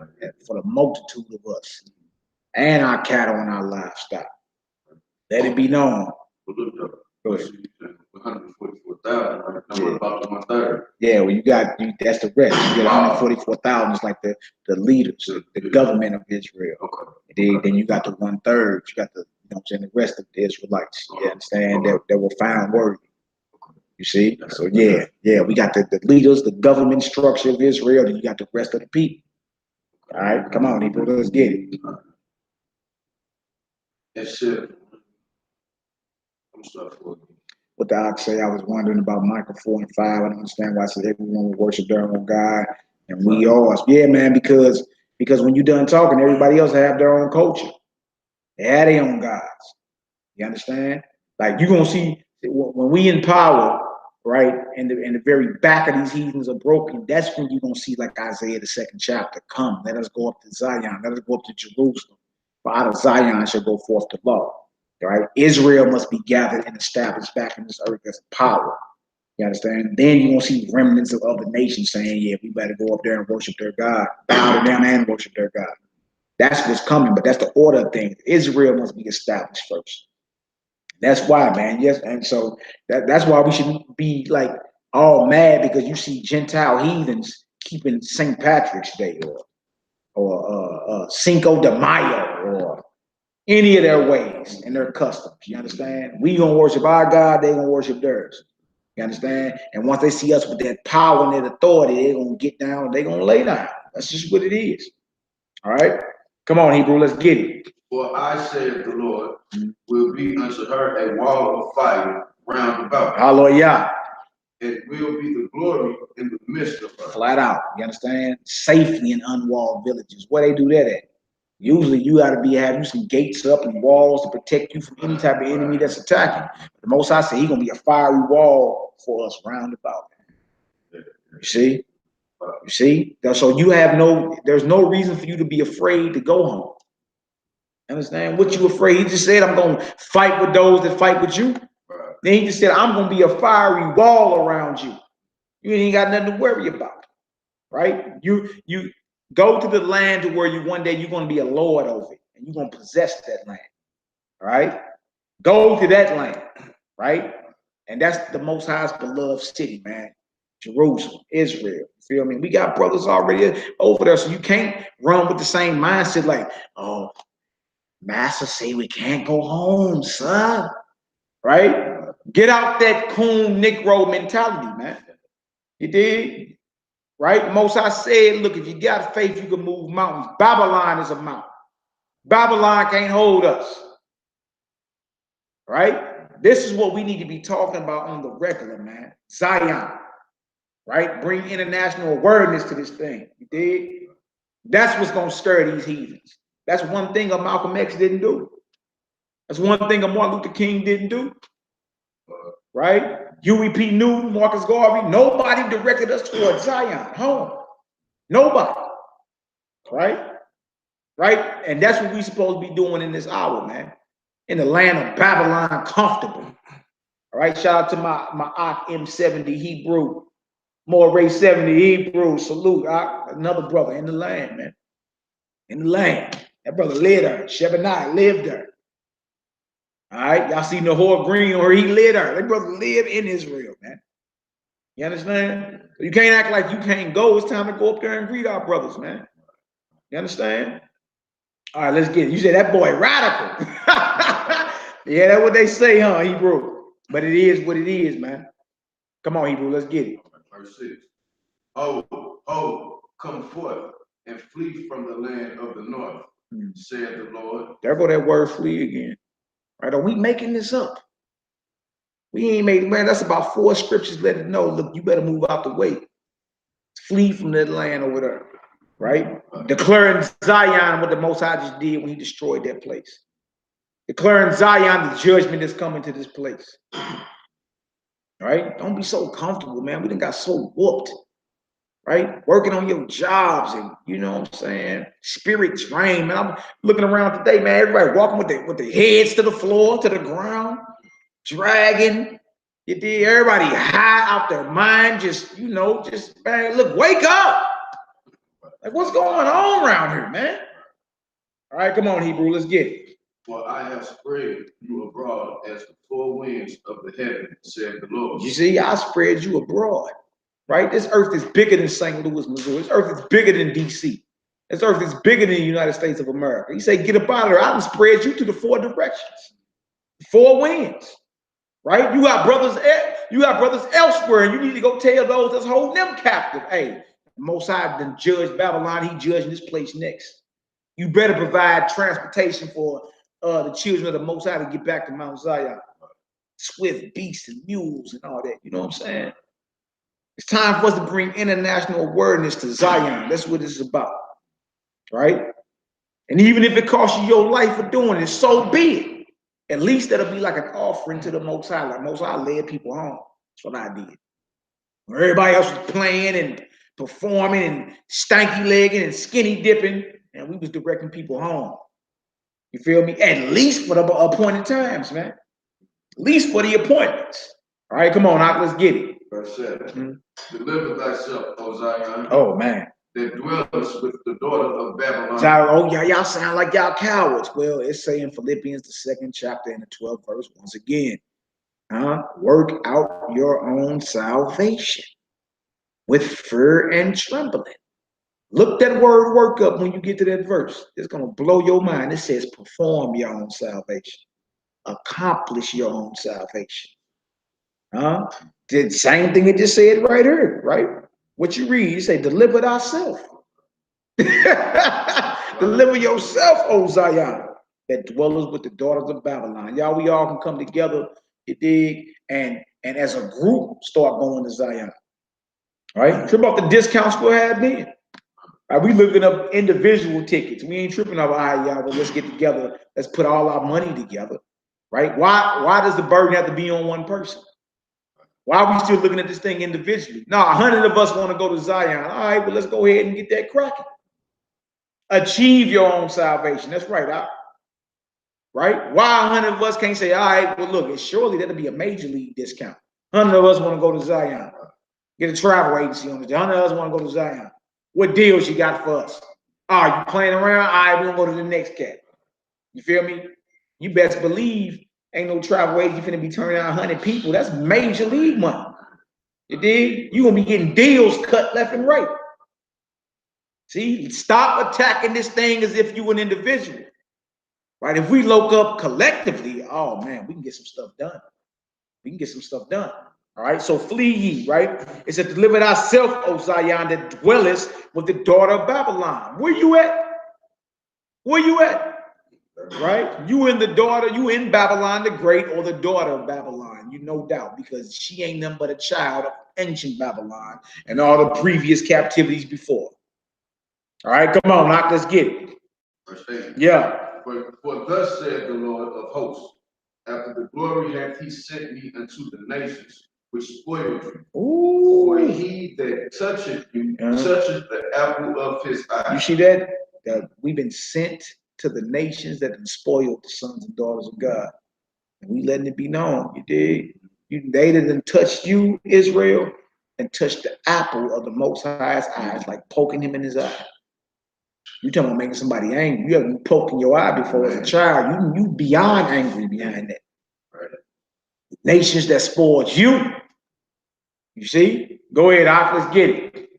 Yeah. For behold, I will shake my hand upon them, and they shall be a spoil to their service. Yeah. And ye shall know that the Lord of hosts hath sent me. You gonna know then. You feel me? When you start seeing all these brothers pop up out of Babylon and going to these other nations, like, hey, let my brothers and sisters go.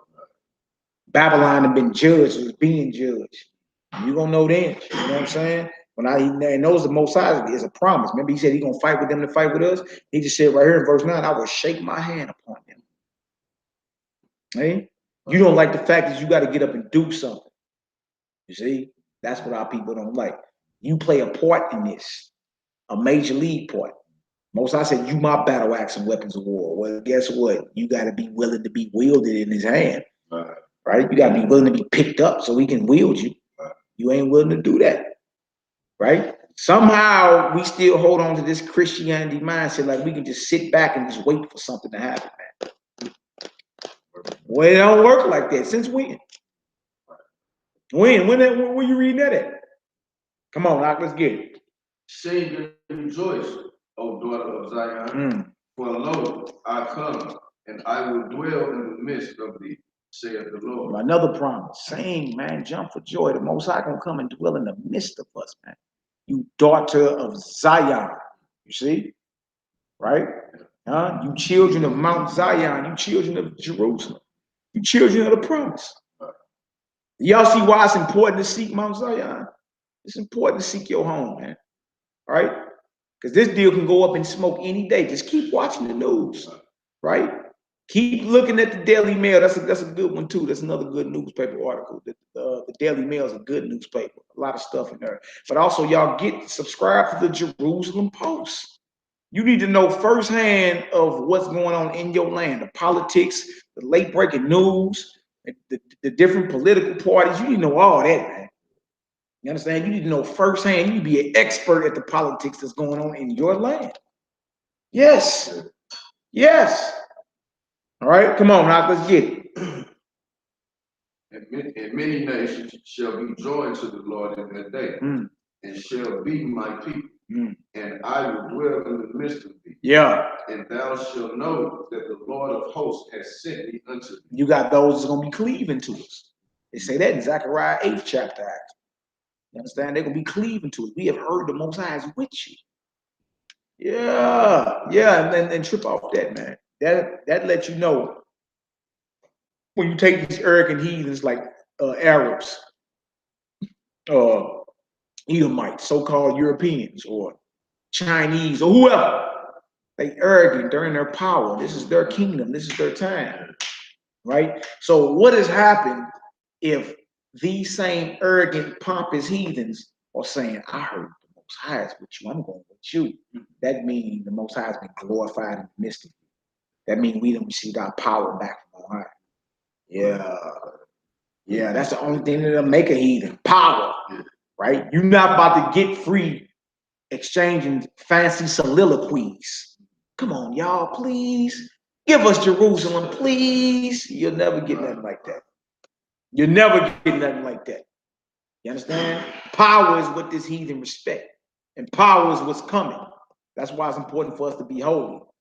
It's important for us to have our temples to be pure. You know what I'm saying? It's important for us to be praying and meditating on the regular, man. Right? That's what time it is, man. All right, go ahead, Doc. Let's get it. And the Lord shall inherit Judah. Oof. His portion in the Holy Land. Yeah. And shall choose Jerusalem again. Again. Beautiful. Come on. I know he said he shall inherit Judah. Yeah. That's the kingdom of Judah, tribe of Judah. You understand? Spread to the four corners as well, man. Right? Judah gonna get saved first. We're gonna bang in Jerusalem. That's what it say. That the rest of our brethren, the other tribes, don't get magnified over us. Judah, you are whom your brethren shall praise. They're gonna bow down before you. Your hands gonna be at the neck of your enemies. Right? We got a date in Jerusalem. Yeah. You did? Yeah. And we're gonna bang with these heathens, bro. And I'm telling you, once we get to speaking, and boy, I'm telling you, heathens gonna be getting up out of there. Huh? Shalom to my Ock Jonathan Gibson, JG. Shalom, Ock. Yeah, JG. You know JG. Yeah. You know Yacht, man. Hopes I be with you, man. Well, hey, y'all will not be seeing your face sooner than later, my brother. All right, let's get it, Ock. Be silent, O all flesh, before the Lord, for he is raised up out of his holy habitation. He had raised up out of his holy habitation. Be silent. Huh? Let's go to the book of Joel. Joel chapter 2. You dig? And there's so many scriptures, y'all. There's so many scriptures about the importance of Mount Zion, Jerusalem. Right? So many. So many. Shalom, my Ock J Dub in the building. All praises, glory, and honor to the Most High. You dig? We're going over the importance of Mount Zion, the importance of seeking Mount Zion or Jerusalem. It's very important. It's very important. We read earlier where Judah gonna ask their way, Israel gonna ask their way towards Zion with their faces that way. They're gonna come weeping, like, man, we're home at, man.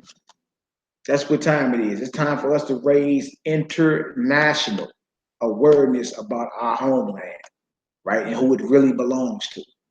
This is what we need to be talking about more than anything else, man. Yeah, we can talk about whatever, you know, we all got different understandings when it comes to certain aspects of the scripture. I understand that. I'm with that too. But what's important right now in this hour? What's important? Leonard Johnson, Yoab in the building. Hey, y'all don't know Yoab government name. Leonard! Yeah, that's my op, Yoab. May the Most High bless you out there on that road, my brother. Y'all see the topic, the importance of seeking Mount Zion. All right. Next, we in Joel 2. We're gonna read 1 through 3 first. We're gonna read 1 through 3, and then we're gonna jump down. All right? Joel chapter 2. And what y'all gonna see is Zion is the central thing in the Bible when you're done talking. That's the very place where what's called the New Jerusalem will be at as well. Right? And when some people look at just simply meaning a change of the guard, new rulership. You understand? In righteousness. Right? Got paradise, spiritual bodies, all that, right? And the power from on high, right? We're going to get to that Baruch and the Apocrypha. You're going to see that we're going to be lords over our land, man. Lords. We the real landlords, all right? They laughing at you, your head, man. That's all right. They know my government name is James. All good, though. We leaving these slave names back too, huh? All right, Joel chapter 2, y'all. Let's get it. Blow ye the trumpet in Zion. And where? Zion. In Zion, y'all. We keep looking at a location. Location, right? You out there saying there is no salvation location. That's not true biblically, right? In Zion shall see my salvation in my land and within my borders, right? There is a location for salvation. It's home. Right? And is it going to be easy to get there? Of course not. Of course not. It's going to be a challenge. Since when it ain't been a challenge. All right? As soon as the Negro sees some challenges, he get ready to give up. What about those that endure to the end get saved? What about that scripture? All right? So blow ye the trumpet in Zion. Come on now. And sound an alarm in my holy mountain. Right? That all the inhabitants of the land tremble. For the day of the Lord cometh, for it is nigh at hand. Day of the Most High cometh, it is nigh at hand. It did. Lights out. Lights out. You feel me? And that's for all the imposters. I don't care if you Palestinian. I don't care if you so-called Jewish, whatever. Lights out. Lights out. If you knew what was best for you, stand down now. Right? Because this day is coming, the day of Yahweh. And he's going to have a mighty people with him. Mainly 144,000 head busters. Wait. Y'all see now why it's important to start directing ourselves towards Zion, right? Right? Think about it. We all at the feast, 144,000 deep. Praying before the Most High. Wait. Come on, now, let's get it. A day of darkness and of gloominess, a day of clouds and of thick darkness, as the morning spread upon the mountains. Come on. A great people. Who? A great people. Now, trip about this. This is the day of Yahweh, right? Day of Yah, and it's mentioning people. It's mentioning his people. Yeah, the power coming back to his people in his land. And it's going to be lights out for you devils. If you knew what was best right now, you stand down. But we all know prophecy, you're not going to stand down, right? So guess what we're going to have to do? Take the kingdom. Don't it say that in Daniel the 7th chapter? And the saints of the Most High shall what? Ask for the kingdom? Beg for the kingdom? It says take the kingdom. We're going to take the kingdom because what? The Most High's power and glory going to be on us, right? Lights out. We're reading about it right here. Come on, let's get it. A great people. And they strong. There has not been ever the like, neither shall be any more after me, even to the years of many generations. The earth ain't never seen people like us. And that day, when we glorified, the earth ain't never seen them. And as you keep reading, you're going to see they're going to be hitting us with their weapons, and they ain't going to fade us. They ain't going to phase us. Spiritual bodies, immortal bodies. I tell you that in 1 Corinthians, the 15th chapter. There is a natural body and a spiritual body. Death is swallowed up. We're supposed to be immortal around here. That's what's coming. All right, go ahead, Hebrew. A fire devoureth before them, and behind them a flame burning. The land is as the Garden of Eden before them. Come on. And behind them a desolate wilderness. Yeah. Ye, and nothing shall escape. That's a yeah. And nothing shall escape them. Right. That's what's coming. You see? That's what's coming. You should be thinking, you should read this and get excited. Yeah. Like, dang. Right. That's what's going on, right? Right. Let's keep reading. Read on down. The appearance of them is as the appearance of horses. Come on. And as horsemen, so shall they run. Yeah, so we're going to be running with all type of power, authority, leaping power and all that. Just like horsepower up under your car today. How many horses you got? And as horses, so shall we run. And again, I did a video not too long ago comparing comic book characters to our forefathers. Those are the supernatural powers that we had and still have lying within us. You understand? That's coming back to us. But notice, in Zion. In Zion. God is in Zion. That's where we get our hit from, our commission, to go out and conquer the entire earth after that. But we got Zion is where the Lord is coming to. The Messiah is coming to Zion, right? Out of the midst of his people. Yeah. His feet gonna stand on the Mount of Olives, which is east of Jerusalem. You dig? Then the 144,000 are gonna be assembled on Mount Zion. You dig? It's time to rock. It's time to rock. All right, come on, Hebrew, let's get it. Like the noise of chariots on the tops of mountains shall they leap. Ooh, we're gonna be jumping out the stadium. You understand? You think LeBron James got an awesome leaping power now. You ain't seen nothing like these brothers in that day. All right, come on now. Like the noise of a flame of fire that devoureth the stubble. As a strong people set in battle array. Strong people set in battle array. You dig? We gonna get the hit from the Most High to cleanse the land. You understand? As a strong people set in battle array. What you mean battle array? This is an army. This is an army. Armies go to war. So again, the day of the Most High, the return of his son, you understand? He's invading with the greatest army ever. Right? And don't forget the angels call us brothers as well. That's the reason why they're coming up with a space force now. Donald Trump and them. He said he come up with a space force. Now we must have a space force. Now look, man, you can act like, oh, Planet X, Planet Nibiru, whatever you're talking about. You can talk that, right? But we all know who really got next. We know. You see, and they know. It's just we've been playing around this whole time. Right? Come on, Hebrew. Before their face, the people shall be much pain. All faces shall gather black. Come on. They shall run like mighty men. Woo. They shall climb the wall like men of war. Woo. And they shall march everyone on his ways, and they shall not break their ranks. Ranks, huh? In order? Does that say rank, Mahal? That say they shall not break their ranks, brother. What's up with these Israelites that's against rank? Let's say right there, right? They shall march and they shall not break their ranks. Everything is going to be in order, even down to how we execute during war. Order. Hallelujah. Come on now.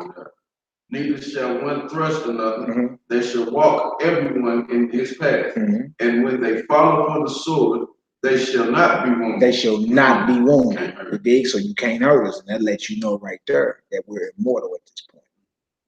See? Yeah. Then we immortal at this point. That's what's coming. I tell you that in 1 Corinthians the 15th chapter. You dig?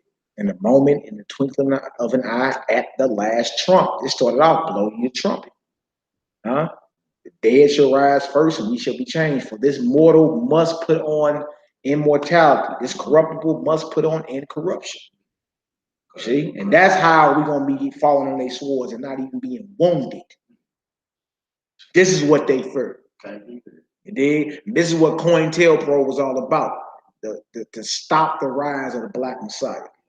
Right? And when you get down to it, we're supposed to be a whole nation of him. That's why he say in the gospel, you're gonna do greater things than me. Because in the end game is we're supposed to be a whole nation of messiahs doing greater work than what he was doing when he was here in the flesh. This is what they scared of. Yeah, start making sense, huh? I want part of it. I want my crown. I ain't gonna lie to you. You did? We ain't went through all this hell just to renege. Nah, I want that. All right, come on, now let's get it. They shall run to and fro in the city. They shall run upon the wall. They shall climb up upon the houses. They shall enter in at the windows like a thief. Like a thief. Remember, say he coming like a thief in the night because they not ready. They not prepped. They're not prepared. You thinking this slave will never get redeemed, right? These men are the actual comic book heroes you're reading about. Us. Come on now. All right. The earth shall quake before them. The heavens shall tremble. The sun and the moon shall be dark. And the stars shall withdraw their shining. Come on. And the Lord shall utter his voice before his army. Before his who? His army. His army. Right? Ezekiel 37, 10 through 14. That army is the whole house of Israel. See? So once we precept everything and showing it from the proper perspective, you'll see what's going on. And notice we keep seeing Zion. In Zion. In Zion. All right, go ahead. For his camp is very great. For he is strong that executeth his word. Yeah. For the day of the Lord is great and very terrible. Yeah. And who can abide it? And who can abide it? Jump down to verse 15. Read 15 through 18. Verse 15. Yeah. Blow the trumpet in Zion. Sanctify a fast, call a solemn assembly. You see that? So we also got, and this is beautiful because we have what's called the memorial blowing the trumpets. Right after that, 10 days, 9 days later, we got what's called the Day of Atonement, the fast. Right? 4 days after that, 5 days after that, we have what's called the Feast of Tabernacles, when we all assemble together, right? And we're looking for the tabernacle of Yahweh, which is the New Jerusalem, which is us ruling in Zion, right? So you see all of it, the whole redemption process of the Most High, right? But notice we keep reading in Zion, in Zion, in Zion. You understand? When we gonna get to the point to where we stop acting like that really don't mean that? It mean what we read. What you mean? It mean exactly what it's saying. All right, come on, let's get it. Gather the people, sanctify the congregation. Come on. Assemble the elders. Do what? Assemble the elders. We're supposed to be doing it. And shout out to the elders that are willing to come together and talk and dialogue and chop it up. Not like some elders we know that's being separate and saying stand by yourself. Right? The elders are supposed to be assembling. Right? The younger generation is supposed to be able to look toward the elders about whatever and see, okay, that's how we're supposed to move. Scripture say assemble the elders, right? Go ahead, Gather the children and those that suck the breast. Come on. Let the bridegroom go forth of his chamber and the bride out of her closet. Yeah. Let the priests, the ministers of the Lord, weep between the porch and the altar. Come on. And let them say, spare thy people, O Lord, and give not thine heritage to reproach. That's right. Come on. That the heathen should rule over them. Did y'all see that? That's supposed to be in our prayers. Don't give us over to reproach. How long should these heathens rule over us? Right? That's supposed to be always in your prayers, man. You're supposed to be praying for Israel before you can pray for yourself. Pray for God's people, Yahweh's people. Pray for your land. You know what I'm saying? How long shall this heathen rule over us?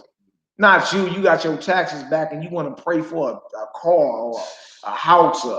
This thing going up in smoke. And you can't take your car with you to Zion anyway.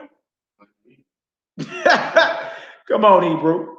Wherefore should they say among the people, where is their God? Come on. then will the Lord be jealous for his land? Come on. And pity his people? Jump down to verse 30. The Most High gonna be jealous for his land. He gonna pity his people, man. You see? Notice land people. Land people. He ain't pitying Babylon. Babylon going up in smoke. When you done talking, he gonna pity his land and his people and have compassion on his people. You understand? This is why our minds and our hearts need to be toward dirt. Even if you ain't financially got it. You dig? You should at least supposed to be in your prayers and in your mind toward home. Toward home. Toward home. I'm sick of this place. I ain't gonna lie to you. It ain't did nothing but deal me death. Sick of it. You understand? You know how many funerals I've been to since I've been a youngin'? Me either. Me either. I've been to so many funerals, man.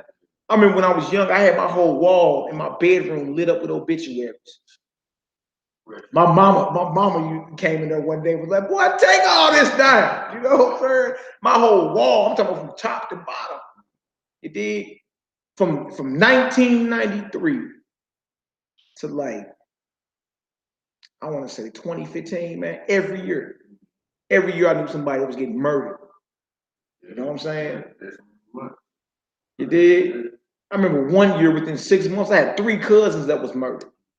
You did? 2 were in St. Louis and 1 in Philadelphia. And that was my female cousin Marlena. You know what I'm saying? This place ain't did nothing but deal us death, man. The hell you in love with it for? Now they building a smart wall that's gonna be shooting lasers out and sending out hellfire missiles and drones. You in love with it. All right, read 30 through 32 for me. Joel 2, read 30 through 32, then we'll get to the next one. I'll see if the APPAREL the next one.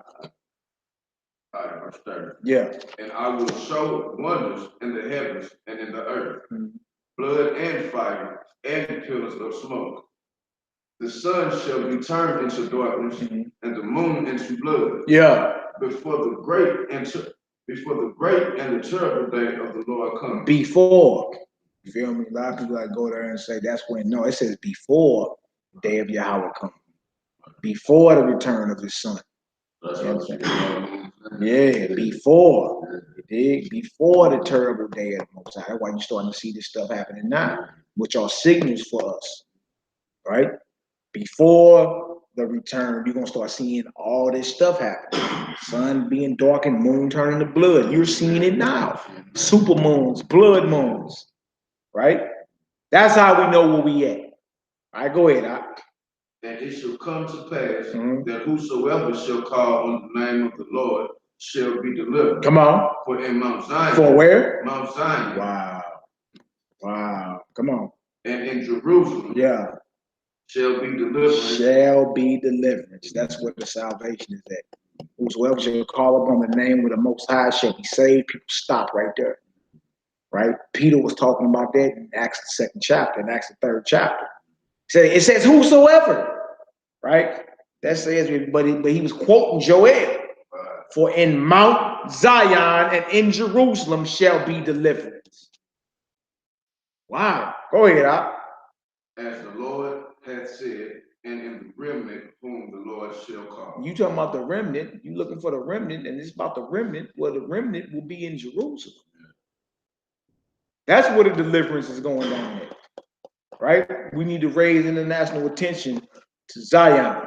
All right. If you can, I grab Joel 3 for me, the next chapter over, 14 through 21. And I want to do a part 3 to this too. You know what I'm saying? There's so many scriptures you can never run out because it all is about Zion. Everything is. The central theme of the Bible is about Jerusalem. Right? The city of David. Mount Zion. Right? And Yah willing, we can have our elders on next Thursday. Elder Asiel Ben Yehuda over in the land. And I was on the phone with Free and them earlier. The right-hand man, if you want to say that, the house show over there. He's saying Zion is in Telerod. It did. My brothers in Ashkelon saying it's in modern-day Jerusalem. It did. So it's time for the elders to come on out and bring forth all their evidence and facts. And believe it or not, those brothers know each other. Know each other well. So this should be interesting. Y'all willing, we can bring that to the people next Thursday, man. And You know what I'm saying? That'll be something very powerful for the nation. That'll be something very powerful for the nation, so we can get all the information. And realize, again, you know what I'm saying? Anybody can put a video up, you dig? But it's about the actual land. These brothers live in the land, so you should actually value their opinion. Live there, not just visit it. Been there well over 3 decades. You dig? So y'all willing, we can go ahead and pull that off. All right. Joel 3. Joel 3, if I can pull that for me. We'll read Joel 3. We're gonna read 14 through 21. And then we're gonna jump down. Yeah, we got a few more. We just got a few more. I'm not gonna do the whole thing tonight. You feel me? I want to keep everything build up everything. You know what I'm saying? So all praise, glory, and honor to the Most High, owner, creator, and possessor of all things. And as we piece this thing together, you feel me? And we meditate and pray over these scriptures and meditate and ask the Most High for the understanding that we need. You understand? He'll reveal more to us. But y'all, more and more I'm reading the Bible, Zion and Jerusalem is popping up everywhere. I'm like, wow. Wow. Wow. See? Location, Zion, salvation. Yeah, it is actually. It is actually. There is a such thing as salvation location. Right? We even gonna try to get into the next time I go up, maybe Friday. When I go up again, you're gonna see like books like Second Baruch in the Pseudepigrapha, and how I talk about the land and all that. Everything is about the land of the Most High, right? Where he has his mind and his heart at, right? And there's a reason why he was telling us. He was telling us for a reason, right? To be there for his appointments. He told us that for a reason. So hallelujah. All praise, glory, and honor. All right, Joel 3, y'all. Joel 3, I need 14 to 21. Multitudes in the valley of decision. For the day of Yahweh is near in the valley of decision. Come on. The sun and the moon shall be dark. Yeah. And the stars shall withdraw their shine.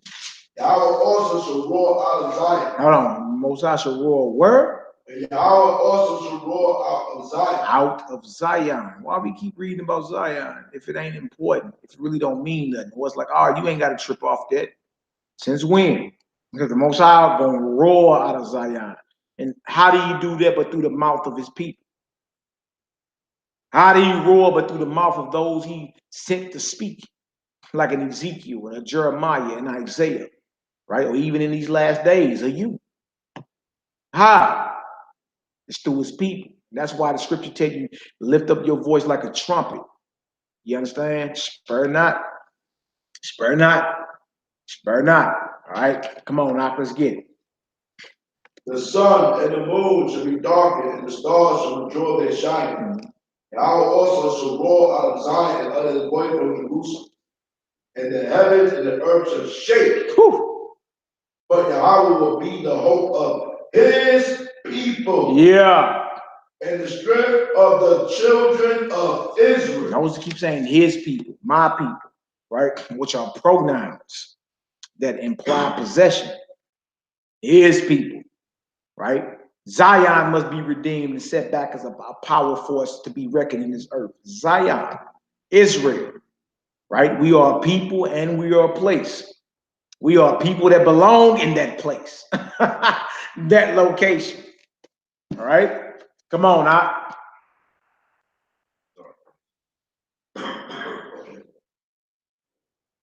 Verse 17. Yeah. So shall you know, ye know that I am Yahweh your power, dwelling in Zion, my holy mountain. Then shall Jerusalem be holy, and there shall no strangers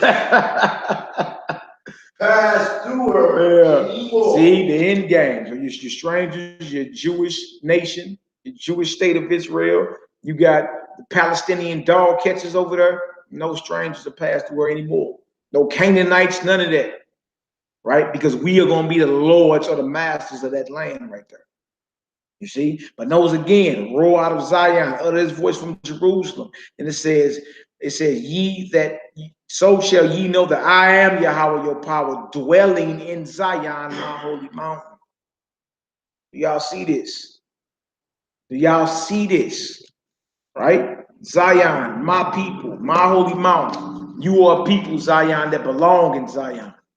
Right? And once you start coming up there and roaring and keeping the feast and praying to the Most High, that he's gonna have to leave. He gonna have to get up out of there, right? Or face Joel the 2nd chapter, huh? Face Joel the 2nd chapter, the army of the Most High, huh? Leaping like chariots on the top of mountains, entering windows like a thief, running like horses, huh? Falling on your weapons and not even being wounded. The world ain't ready for us, right? That's why we should understand the importance of seeking Mount Zion, right? Come on, now, let's get it. 18. Verse 18. Yeah. And it shall come to pass in that day that the mountains shall drop down new wine, and the hills shall flow with milk, and all the rivers of Judah shall flow with waters. And a fountain shall come forth of the house of Yahweh, that shall water the valley of Shittim. Yeah, so when we get into wine, you understand, even when the Messiah said new wine can go in old bottles. We talking about doctrine, we talking about philosophy. You dig? Then shall the mountains flow with, or shall drop down new wine. You understand? We get into philosophy. We get into pure doctrine, pure language. You dig? Once we're established, man, a lot of stuff we're arguing over. The scriptures go into how we're going to see eye to eye when the Most High redeem us. That's what this is about. All right? The changing of the guard, the reversal. You understand? The reversal or the power shift that's coming. So all praise, glory, and honor, man. Allah, Lord, Yah. All right, come on now, let's get it. And it shall come to pass in that day that the mountains shall drop down new wine, and the hills shall flow with milk, and all the rivers of Judah shall flow with waters, and the fountain shall come forth of the house of Yahweh. Hallelujah. And shall water the valley of Shittim. That's right. Egypt shall be a desolation. That's right, for you Hotep Negroes. Kemet, right? Egypt shall be a desolation. Come on. And Edom shall be a desolate wilderness. That's right, you heathens going down, right? Even the land of your so-called inheritance, which you never inherited, you inherited Mount Seir. But even where you were at, ruling, and over in close to the land, our borders, desolate wilderness, right? You're going to be had in possession. All right, come on now. For the violence against the children of Judah, because they have shed innocent blood in their land. You heathens have shed innocent blood in our land. You see? You got to answer. All right, come on, Hebrew. But Judah, Yahweh shall dwell forever, and Jerusalem from generation to generation. You see that? Look, Mount Zion is something that cannot be moved, right? It's just like the earth. It abideth forever, right? From generation to generation. Come on now. For I will cleanse their blood that have not cleansed. For Yahweh dwelleth in Zion. In America. In Zion. In Ghana. For Yahweh, the Most High power. That's right. In Zion. He dwells in Zion. That's not hard to understand. All right. I mean, Obadiah. Give me Obadiah, verse 17 to 21. Matter of fact, give me 15 to 21. The book of Obadiah, we'll do 15 to 21. Y'all keep hearing Zion. I know y'all do. Zion. Zion. Right? If y'all think I'm making this up and coming up with my own doctrine, give me a 7 up in the chat. Is Mally making this up? Did I sneak up into your house and type this in your Bible? If I'm making this up, put a 7 in the chat. Book of Obadiah, verse 15 to 21.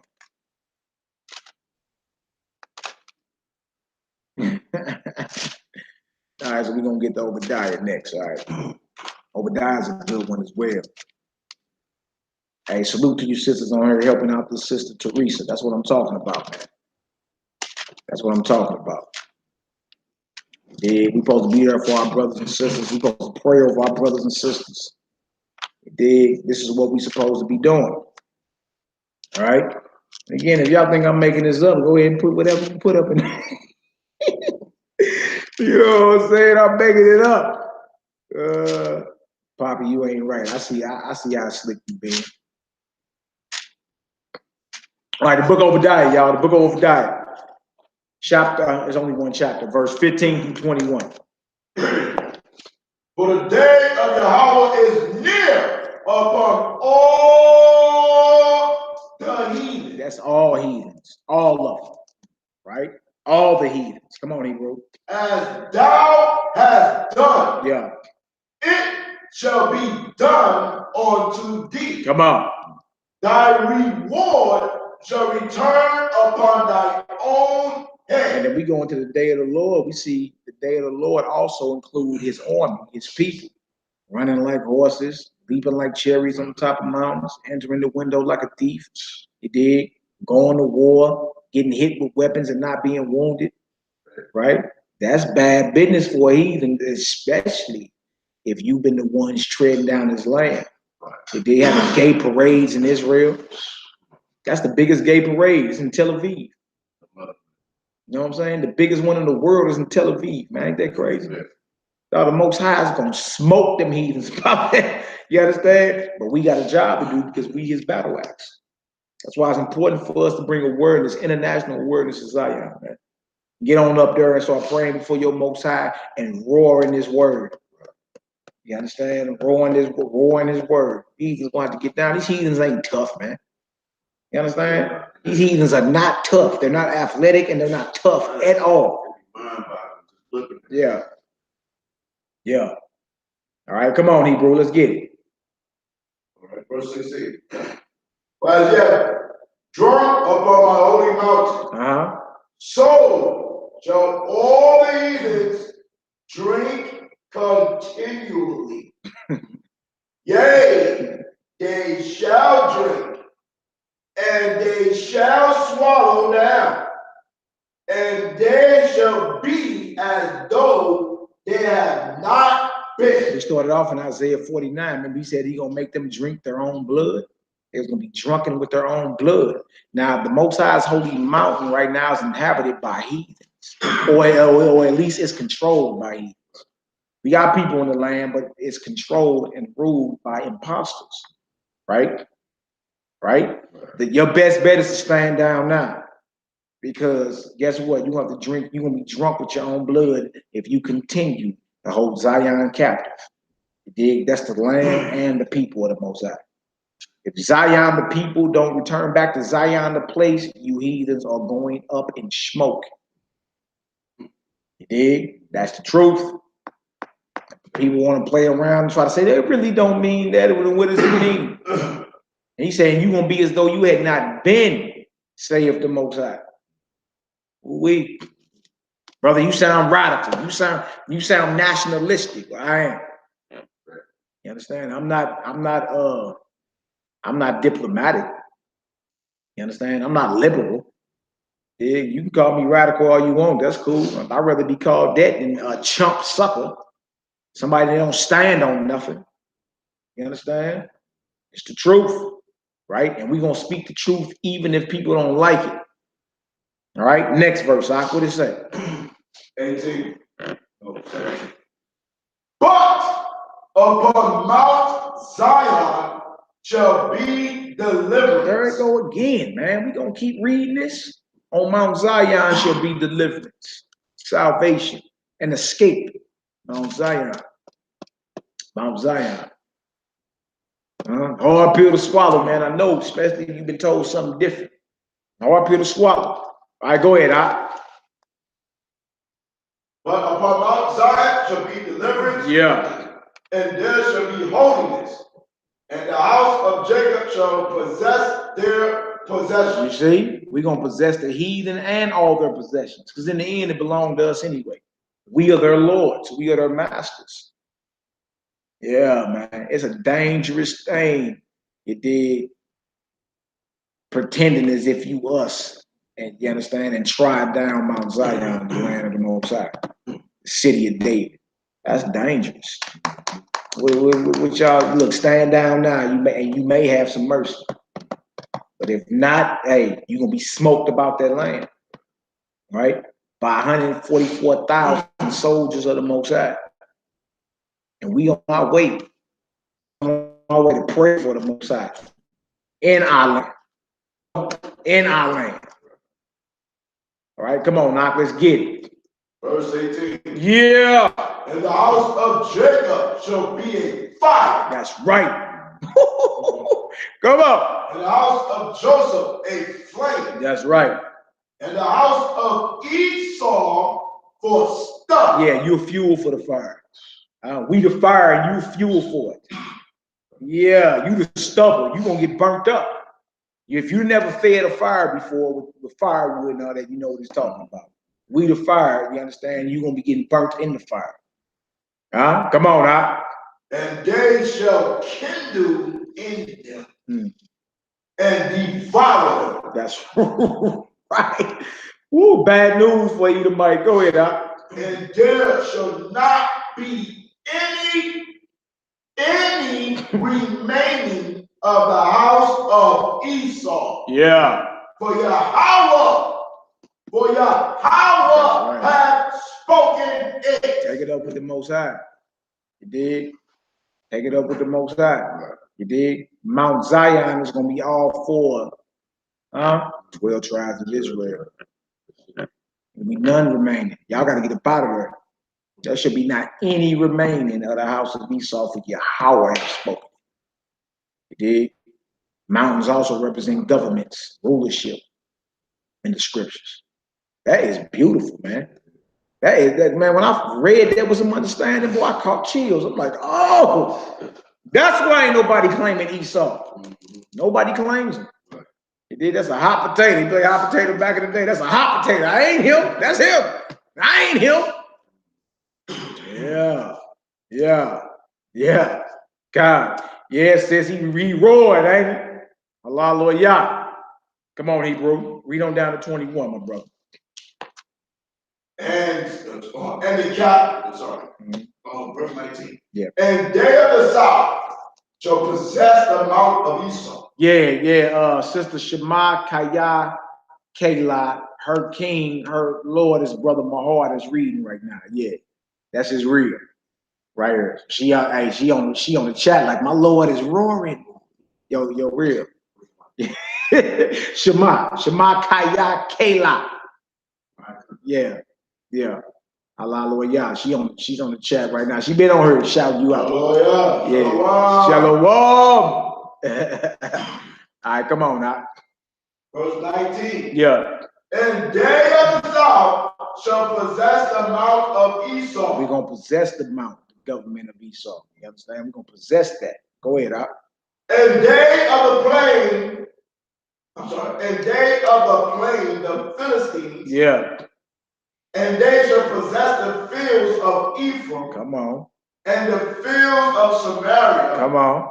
And Benjamin shall possess Gilead. Yeah, so and they of the south is Judah.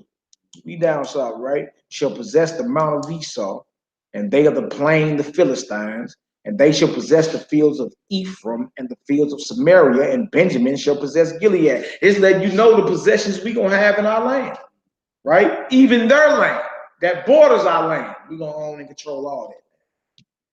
Right? That's beautiful. Huh? That's beautiful. All right, come on, Hebrew. Verse 20. Come on. And the captivity of this host of the children of Israel. Read that again. And the captivity of this host of the children of Israel shall possess that of the Canaanites, even unto Zarephath, and the captivity of Jerusalem, which is in Sepharad, shall possess the cities of the south. You see, so we're letting you know our possessions, and those that keep saying possessing, because we are the ones that's the true landlords. Right? You weren't made to be a slave, you was made to rule. You understand? And you should actually have that in mind right now, like when you out in your everyday maneuvers and all that, man. Walk around like you royalty, man. Start putting on your Hebrew culture. Walk around, you know what I'm saying? Start seeing all these brothers around here with crowns on their head. I got a crown on the way too, brother. I just ordered mine. It should be here any day now. A shiny crown too, boy. Got jewels in it and everything. It did, but we need to start carrying ourselves as if we're royalty, because you are. You're royalty. You understand? You're not no thug, man. I'm tired of seeing our people with sagging, niggas draws showing. You understand? Women rear end showing. Cover up, man. Let's treat ourselves and carry ourselves like we're royal, because you are. Right? You ain't what America told you was. You're royalty. Right? I'm tired of seeing the sagging down to your calf muscles. Dig? I'm tired of seeing, every time I look on Instagram, I see somebody's rear end. Tired of it, man. You understand? How about we start carrying ourselves and dressing as if we are these people, man? What's wrong with that? All right, come on, Knock, let's get it. We in verse 21. We in verse 21. This is powerful right here. Oh, not 121. And saviors shall come up. Is that plural? And saviors. Saviors. Come on. Shall come up. Right. On Mount Zion to judge the mount of Esau. Come on. And the kingdom shall be ours. That's the kingdom. Right. You see? We're going to judge the mount of Esau. Right. But notice where we going to be judging them at. Zion. You did. Judah, you got to bang in Jerusalem. Right. That's the thing. We're going to tell you that in Zechariah 14 and 14. Judah going to fight at Jerusalem. And all the wealth of the heathen round about should be gathered to us. You dig? Zechariah 12 said he going to save the tents of Judah first. Huh? Then they go into the governors of Judah. How the governors or the leaders of Judah, that to be a governor, there has to be a government, don't it? So salute the brothers is getting together and you know what I'm saying, like putting themselves out here as if we're a nation, we're a government. Masharah Yasharallah, shout out to them brothers. You know what I'm saying? Banya Yasharallah making certain moves. I'm about to start some Hebrew classes with them brothers too. You know what I'm saying? Y'all willing to study. You know what I'm saying? The nation of Yah or the kingdom of Yah. You know what I'm saying? Certain brothers, the nation of Israel, should I say, NOY, nation of Israel. There's a lot of different brothers out here that's putting certain things down as if we're a nation. You understand? And that's powerful because it talks about the governors of Judah. You understand? How we going to be aflame and how Judah going to fight at Jerusalem and how saviors, you understand? Saviors are going to come up on Mount Zion and judge the mount of Esau, and the kingdom shall be Yahweh's. I mean, Daniel 7, verse 18 and verse 27, 2 verses. And then we're going to end it with Baruch 2, 27 through 35. And we got plenty more, y'all. There are plenty more scriptures, but I want to like do this a little bit at a time. You dig? Because I mean, look up, I'll go for about 5-6 hours and then be tripping. You dig? But it'll be good to give us a few scripts and then let us, you know what I'm saying, meditate on it and then come back and hit it some more. You know what I'm saying? Hallelujah. All praise to God. We're going to Daniel 7, verse 18 and verse 27. You know, because it says, doesn't it say the saints are going to take the kingdom? Not ask for it, not beg. Right now, we reading about it right here. You see, you ever wonder how we going to take the kingdom? Reading about it, man. Reading about it now, right? But notice the kingdom is in Zion. Notice it say, and the kingdom shall be yours. When we up on Mount Zion judging the mount of Esau, you're looking at it, we're in the kingdom. You're looking at the kingdom. And the kingdom shall be yours. Come about of her, my people, that you be not partakers of her plagues, and for her sins have reached unto heaven. Set your mind and your heart and your desire and your spirit and your prayers towards Zion and for Zion. Pray for Israel. You understand? The people and the place. Pray for Zion, the people and the place before you even pray for yourself. Yeah. Yeah. Yeah, real thing this. You dig? Real thing this. You dig? Hallelujah, man. I feel you out the mud. I'm tired of seeing bros in dresses, full face lashes. Tired of seeing these brothers wearing weave. Tired of these skinny jeans. This is Gentile behavior in the book of Zephaniah, the 2nd chapter. And Most High goes into a time where He's gonna punish us that's in the strange apparel. Yeah, punishment is coming, right? You're not a Gentile. Stop dressing like one. Yeah, stop being booty face around here, men. Right? Even if your beard don't connect all the way, put some hair on your face. Right? Trying to look out, everybody around here trying to look cute. Yeah, we've been demasculated around here, man. Demasculated. Be a man. You dig? It is what it is. Everybody trying to look cute and you ain't ready to fight, man. We at war. You over trying to look cute. Like a chihuahua. Now we don't run with chihuahuas. You did. We run with dogs. We run with lions. What you mean? Not no chihuahuas.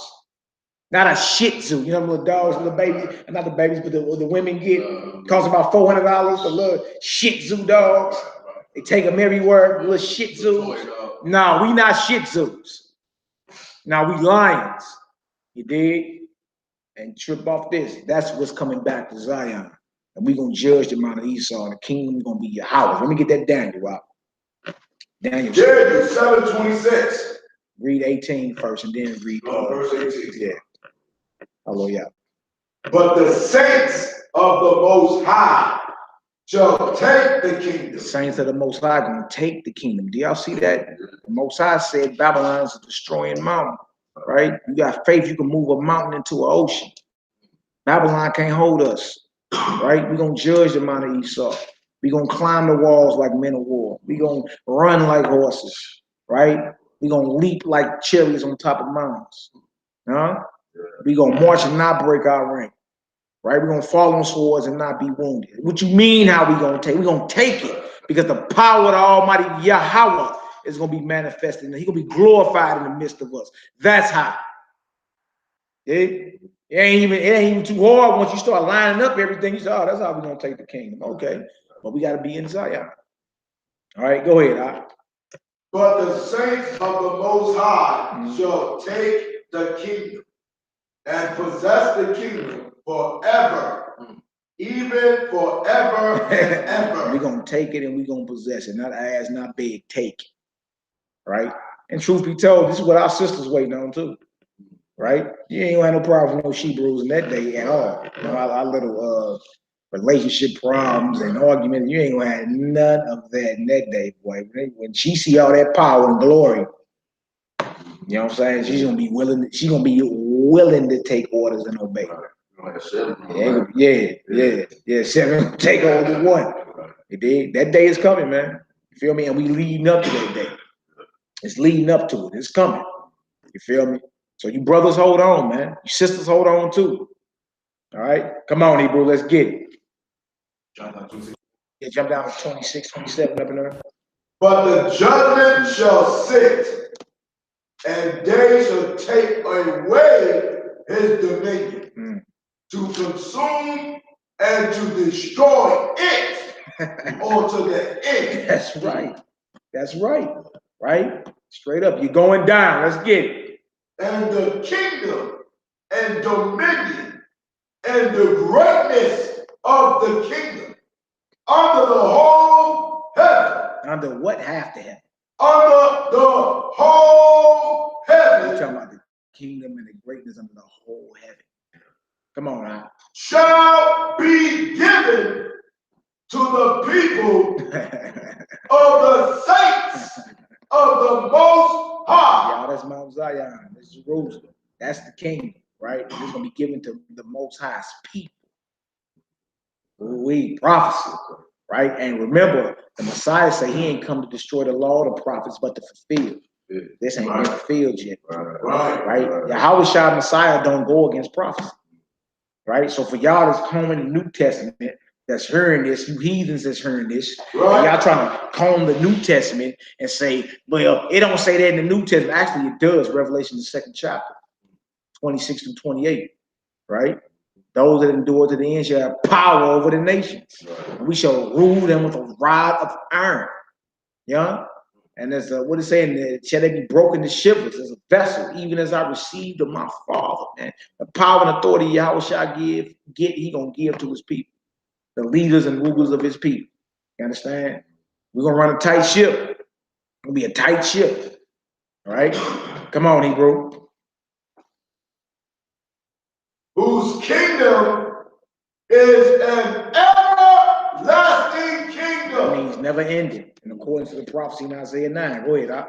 And all dominions shall serve and obey him. Hallelujah. See that? Hallelujah. Last scripture, y'all. Baruch 2, 27 to 35. In the Apocrypha. Yeah, that's right, sis. Women running their mouths reckless won't exist anymore. Right. You won't have any of that, man. When you look, when the sisters see all that power and glory, it ain't gonna be none of that. Shook ones. You know what I'm saying? It's gonna be like my sister in Coming to America, whatever you like. Whatever you like. Like what you dig? And look, the brothers gonna love them so much for it because they gonna be in their glory. That's where their power is. Their power is in their silence and submission. You dig? That's where they get their power in. You understand? Yeah, start now. Don't be trying to, I'm gonna wait till I get there. Right, I'm gonna wait till I get there. No, start now, man. You know what I'm saying? Start supporting the brothers. A lot of brothers are putting their neck on the line just so Israel can be edified. You understand? A lot of us are, man. A lot of us go through situations and all type of relationship problems and all that because we're dedicated to getting this done right here, man. Right. You feel me? Every man don't do what we do. You did? Every man don't do what we do. Right? They busy out chasing the bag. You did? Looking for the latest transsexual to bag. You dig? Not us, man. We spend our time studying. You dig? Meditating, right? Going through scriptures, trying our best to organize and unite the people. Last thing we need to hear is some mouth or some arguing, right? Which really, which really ain't even no violation of Torah when you're done talking. A lot of the stuff you be mad at ain't got nothing to do with no law breaking. Be a lot of feelings, right? But this is something that has to get done. The work that these brothers do, you know what I'm saying? It has to get done. If it don't get done, man, we be found in violation. Now, what I'm gonna tell my king in that day, because I got a head, I got an answer to. What I'm gonna tell you, I was shy in that day. Man, my woman mouth, and I was scared, and she was arguing, and nah, man, I gave you this to get it done regardless. You see? So we need our men in order and our women in order. Get it done, or don't, and get wrapped up out of it. That's the truth. All right. Last scripture, Baruch 2, 27 to 35. Show y'all we the landlords. Right? Baruch 2 and 32. I need Baruch 2, 27 through 35. Right?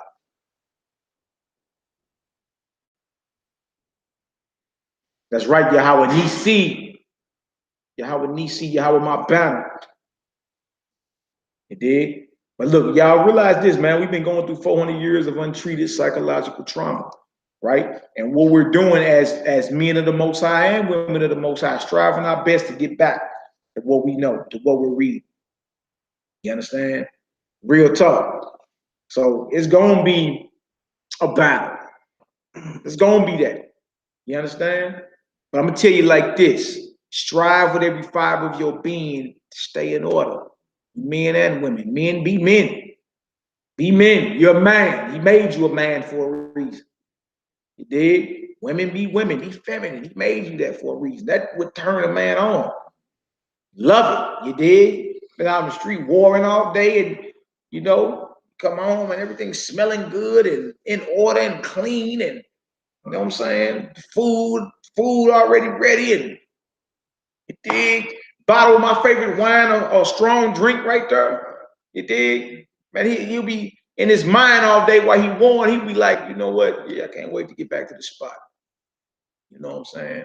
Get on back to the spot so I can relax. a pillar of rest. That's what the sister's supposed to be. And look, and you're supposed to love doing it. You're supposed to love doing it. Even if it's another woman around, you're supposed to love, you know what I'm saying, doing service. You understand? And being that pillar of rest for that man. Right? We simple creatures. We not hard to figure out. Y'all ain't figured that out yet. We real simple. It is not hard to please a Hebrew man. It ain't. We're very, very simple creatures. It's not even hard. You understand? But you got to take yourself out of it and embrace the role the Most High created you to do, to play. Play that role and perfect it. Become these sisters, Judith and Ruth and what's my sister name? Deborah and Jael and Susanna and Miriam. And it's so many sisters, man. You understand? That was right there next to these strong men. Zipporah. You understand? Become that. Sarah, Rebecca, Leah, Rachel, Bilhah, Zilhah. You understand? So many powerful, virtuous, righteous women that were there. You see, that played that role, man. You feel me? And a man loved nothing more than a quiet, beautiful, obedient, loving woman. He loves nothing more. Real talk. All right. All right. So Baruch 2, we're going to end it with this, y'all. Baruch 2. And then the closing prayer going to be a psalm about Jerusalem. Baruch 2. And then we're going to read Psalm 122 to close it on off. All right. Baruch 2, 27 to 35. Let's get it, out.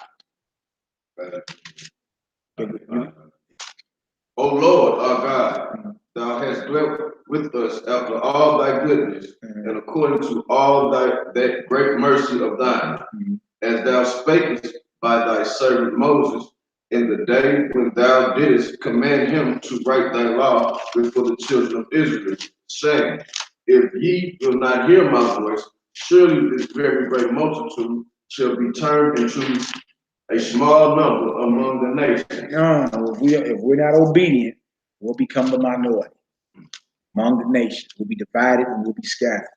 We're not obedient, right? Go ahead, Al. Well, I will scatter them, for I knew that they would not hear me, because it is a stiff-necked people. What kind of people? Stiff-necked people. We are. We stiff-necked. We want to do our own thing. You understand? We do what we want to do.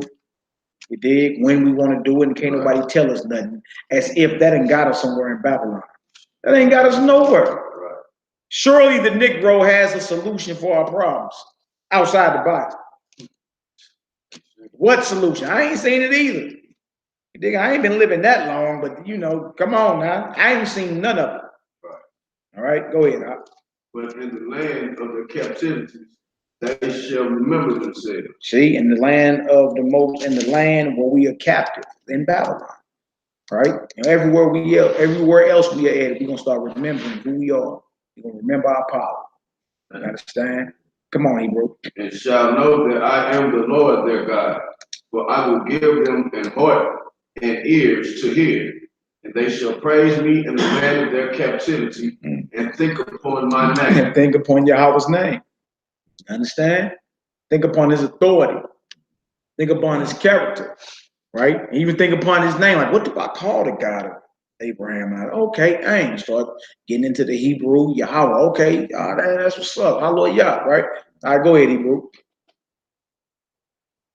And they shall praise me in the land of their captivity, and think upon my name, God, and return from their stiff neck and from their wicked deeds, for they shall remember the way of their fathers, which sinned before the Lord. And I will bring them again into the land which I promised with an oath unto their fathers, Abraham, Isaac, and Jacob. You see that? So the end game is Jerusalem, right? Right? And he said that I promised to Abraham, Isaac, and Jacob. That's one thing about the Most High. He can't break his promise. Promised it. Right? We're going to think upon him and start praising him in our captivity. And guess what? He's going to cause us. Right? The Most High ain't coming down off his throne and grabbing us and making us go home. Then he's going to start causing us. Right? And if you look at it from that mindset, all these scriptures we went to earlier start making sense. There has to be a cause to make you go. Right? Every man shall turn to his own people and flee to his own land. You see? We're gonna come weeping and crying and ask the way to Zion, but our faces that way. Right? The voice of them that flee and escape out of Babylon to declare in Zion the vengeance of the Most High. Deliver every man his soul and be cut off in her iniquity. There's many scriptures that say it. You see? Jerusalem for the redemption of Zion. Let it be in your mind 24/7 in your dreams. All of it. Some of y'all on here talking about how you've been dreaming about home. See, I know because it says that in Joel, the 2nd chapter. You know what I'm saying? Your young men gonna prophesy, your women gonna dream dreams. Yeah, you dreaming about the truth, the end. Your home. All right, go ahead. And they shall be lords of it, and I will increase them, and they shall not be diminished. You know what he say? And they shall be lords of it, right? Not like we're gonna be there and we're gonna be 2nd-class citizens. Right. Lords of it, masters of it, right? The true landlords. No stranger gonna pass through it anymore, right? There should not be any remaining in Zion of the Mount of Esau, right? Matter of fact, they're gonna be had in possession. You see? All these things start adding up. You say, oh, okay, this is what's going on here, right? Right? You're elite. Elite. Israelite. That's who you are. You elite status, right? Zion is where we belong. Zion, the people, belong in Zion, the land. All right? Go ahead, Doc.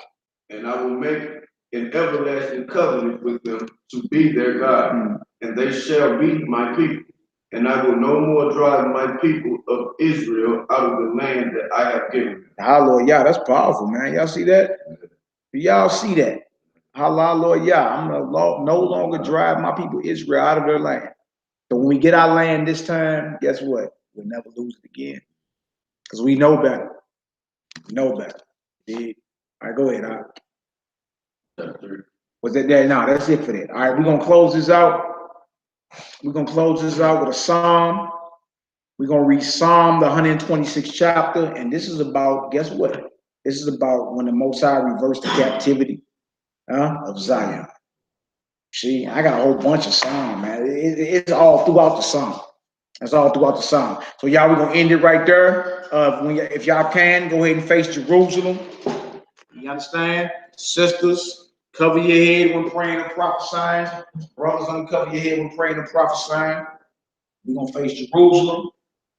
Dig, and then we're gonna do the next part of this, how God willing, Friday, the next barbershop chop shop.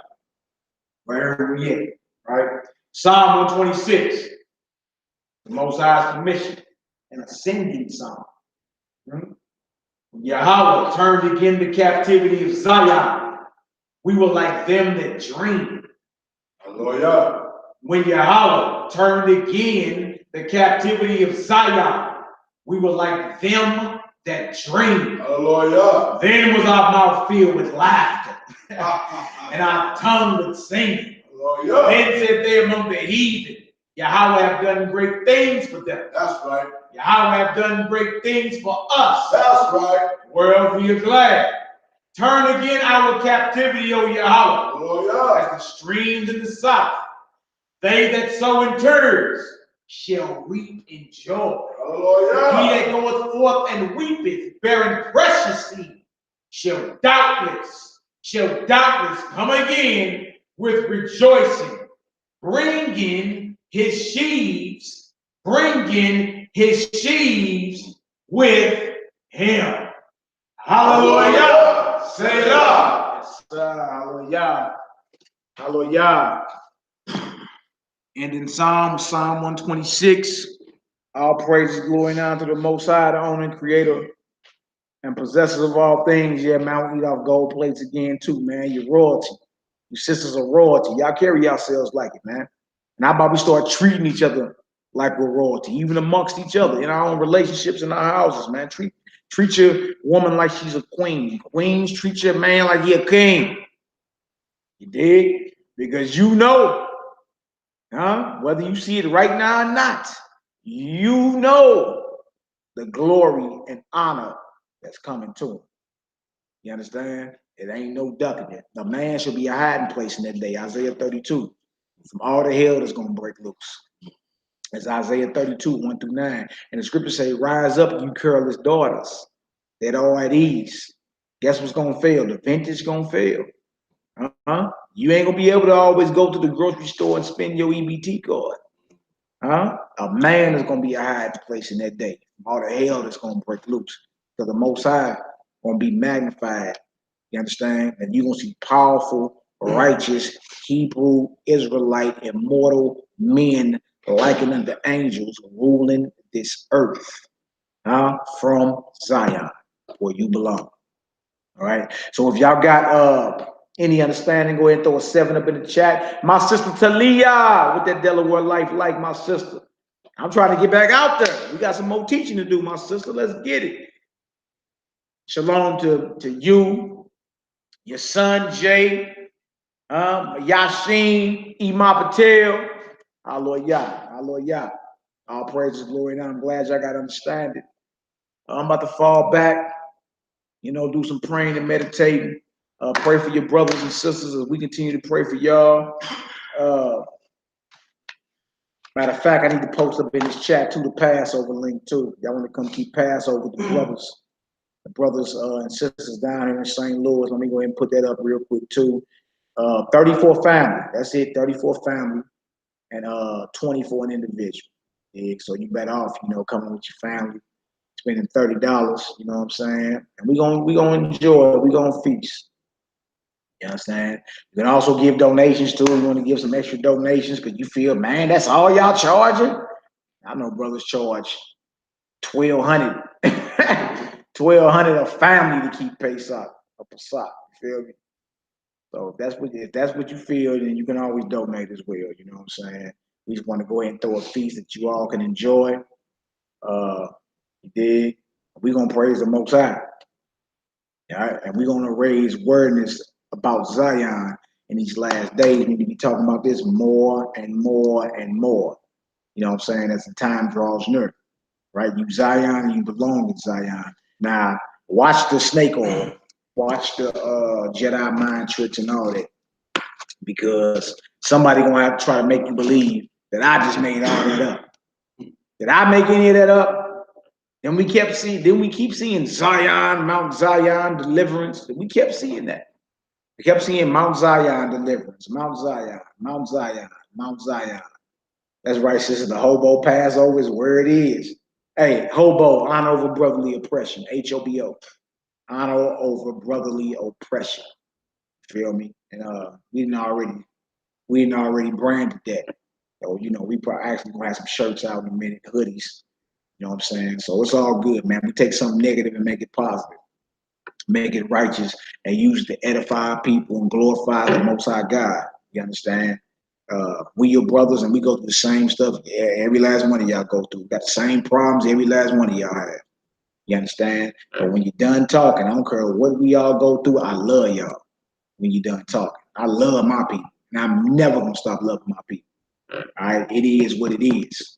Right? No matter how much arguing we do, no matter how much Facebook beefing, nobody's going to convince me to hate mine. Never. You know what I'm saying? You never convince me to hate the Most High's chosen people. I love my people, even those that are asleep. You understand? But you got to wake them up. If it's meant for them to wake up. Right? But our job is only to water. Another brother come through. About one job plant, one brother plant, other brother come through water, but it's the Most High that decide to get an increase when it's time. That's just what it is. Yeah. All right, so to the next time, family, we about to get up out of here, about to kick on back, about to find me a fire movie to watch on the fire stick or something. I be looking for them movies that make me think. I need what they call them cerebral movies. I need to figure something out before the end. You know what I'm saying? Watch a good spy movie or something. You know. But it's all good until the next time. Love y'all indeed. The truth, y'all stay focused out here. Y'all brothers, any last things y'all want to say? All good. All praise to the Most High. What about you, my heart call? What's good, my brother? Most High bless you, brothers and sisters. Messiah coming up, New Year. Come congregate with the Melchizedek order out here, the hobo, Passover, STL, honor over brotherly oppression. Honor over brotherly oppression. Brothers, man, no matter what, goes down in your life, man, never quit, never give up, man, never throw in the towel, man. You know what I'm saying? True to the righteous, man. 4-7 is how I get back up, man. You know what I'm saying? The scripture's about enduring to the end. You see what I'm saying? You're going to be hated for my name's sake. It says, father's not about honor in his own country, man. Enemy should be of your own household. You see what I'm saying? Say you got to come to the people that's close. You know what I mean? So you brothers, you hold your head, man, your sisters too, man. Yeah. Because Satan use you. You're the weaker vessel.